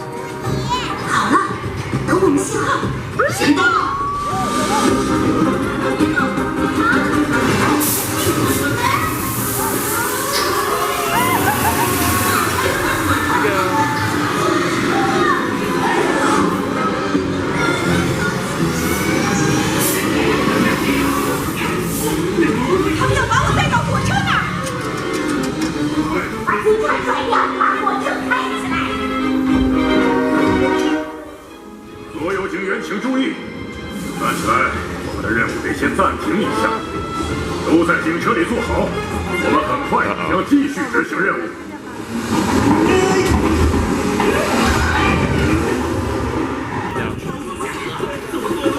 Okay, here we go.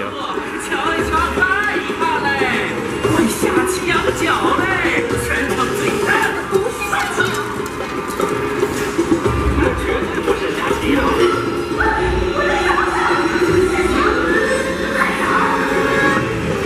继续一传。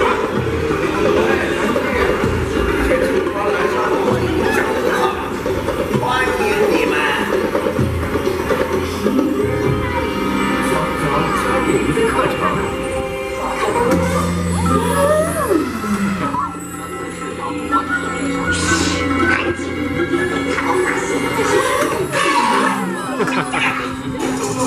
高级要把东西都推倒了。安静。谁把这个开了？谁来的？抓住他！那是慌慌张张的动物，我们允不许去。快上缆车！别跑！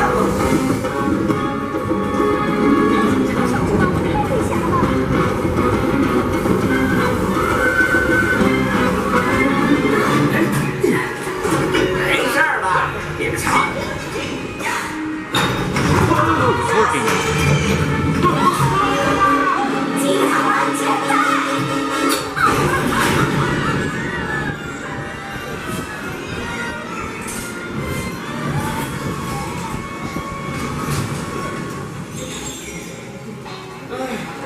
好了，该教职员了。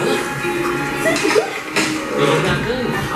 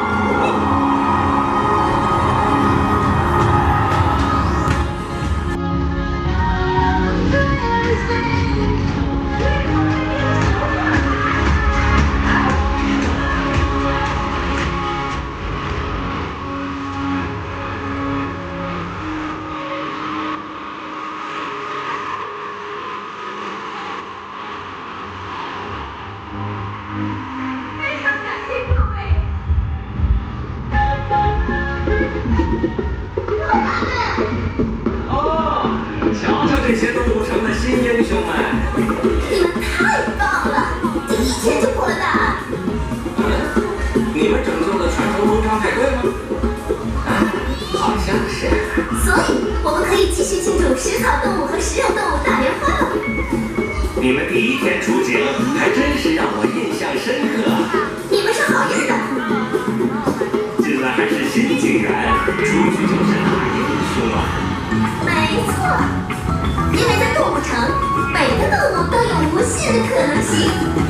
欢迎加入混大头，混缆车，入职第一天，成绩可观。So this is the Zootopia shop now, compared to this morning when we were here. Notice the mass hysteria in here. So it's just crazy in here. The shop is like way too small, but so that's why we saw it earlier. Okay. I wanted to show some more Zootopia here tonight, just walk through, if I can. Okay. So what happened during that on-ride filming with Zootopia is that the ride broke down for a short while in the first scene. So that's why the screen stopped moving and we were just sitting there doing nothing. So that's what was going on. So anyways, I was saying, before we rode, notice the lighting here. It is absolutely gorgeous. So we'll work over this way. Okay, we'll work over this way and just film this way. Oh, the hamsters are not working. You can tell when the hamsters are working in the little tunnels right there. They light up along with the little hamsters as they're running along in the tunnels there. Oh, that's one of the things I loved. One of the things I loved when we came here last year was watching the hamsters rolling around.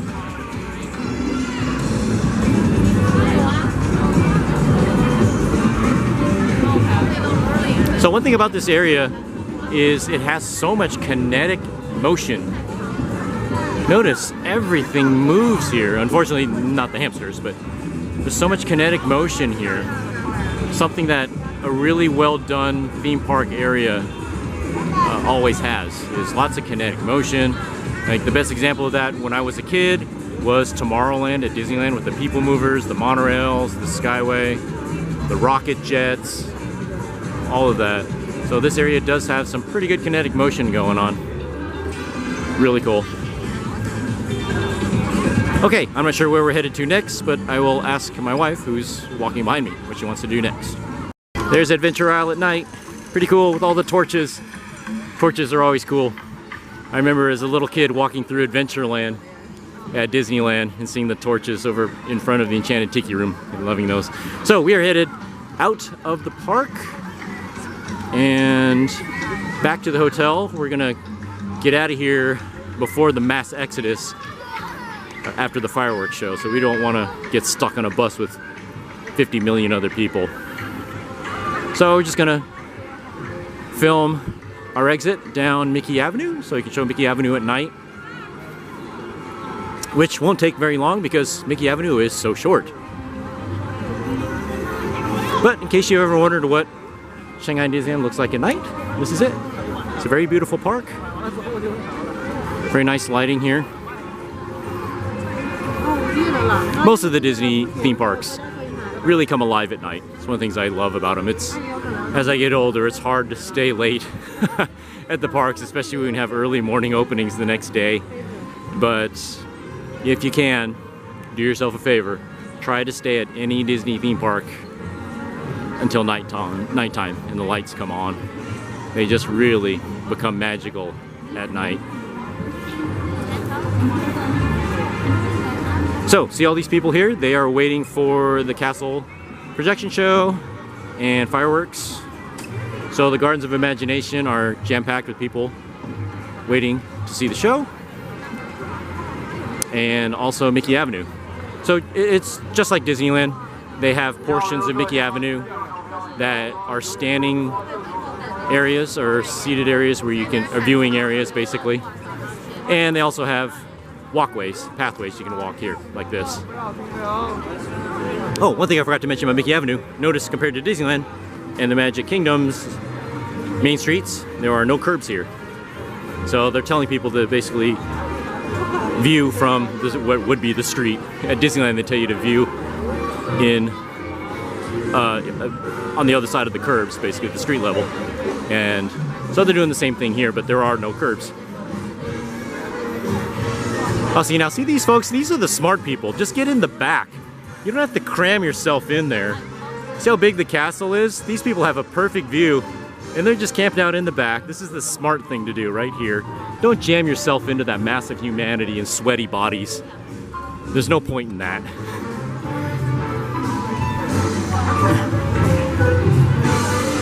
I never do that, for the record. At the fireworks shows, I'm not the person that camps out like front and center, right where the castle is, that curbside seat. I never do that. I do like those folks. I just camp out in the back. I'm tall enough I can see. Not a big deal. And just a reminder, remember, not a train station right there. Yeah, I feel like going for a ride on the Disneyland Railroad. No, does not exist here. Or I should say the Shanghai Disneyland Railroad. They do have attraction posters here too. just like at all the other parks.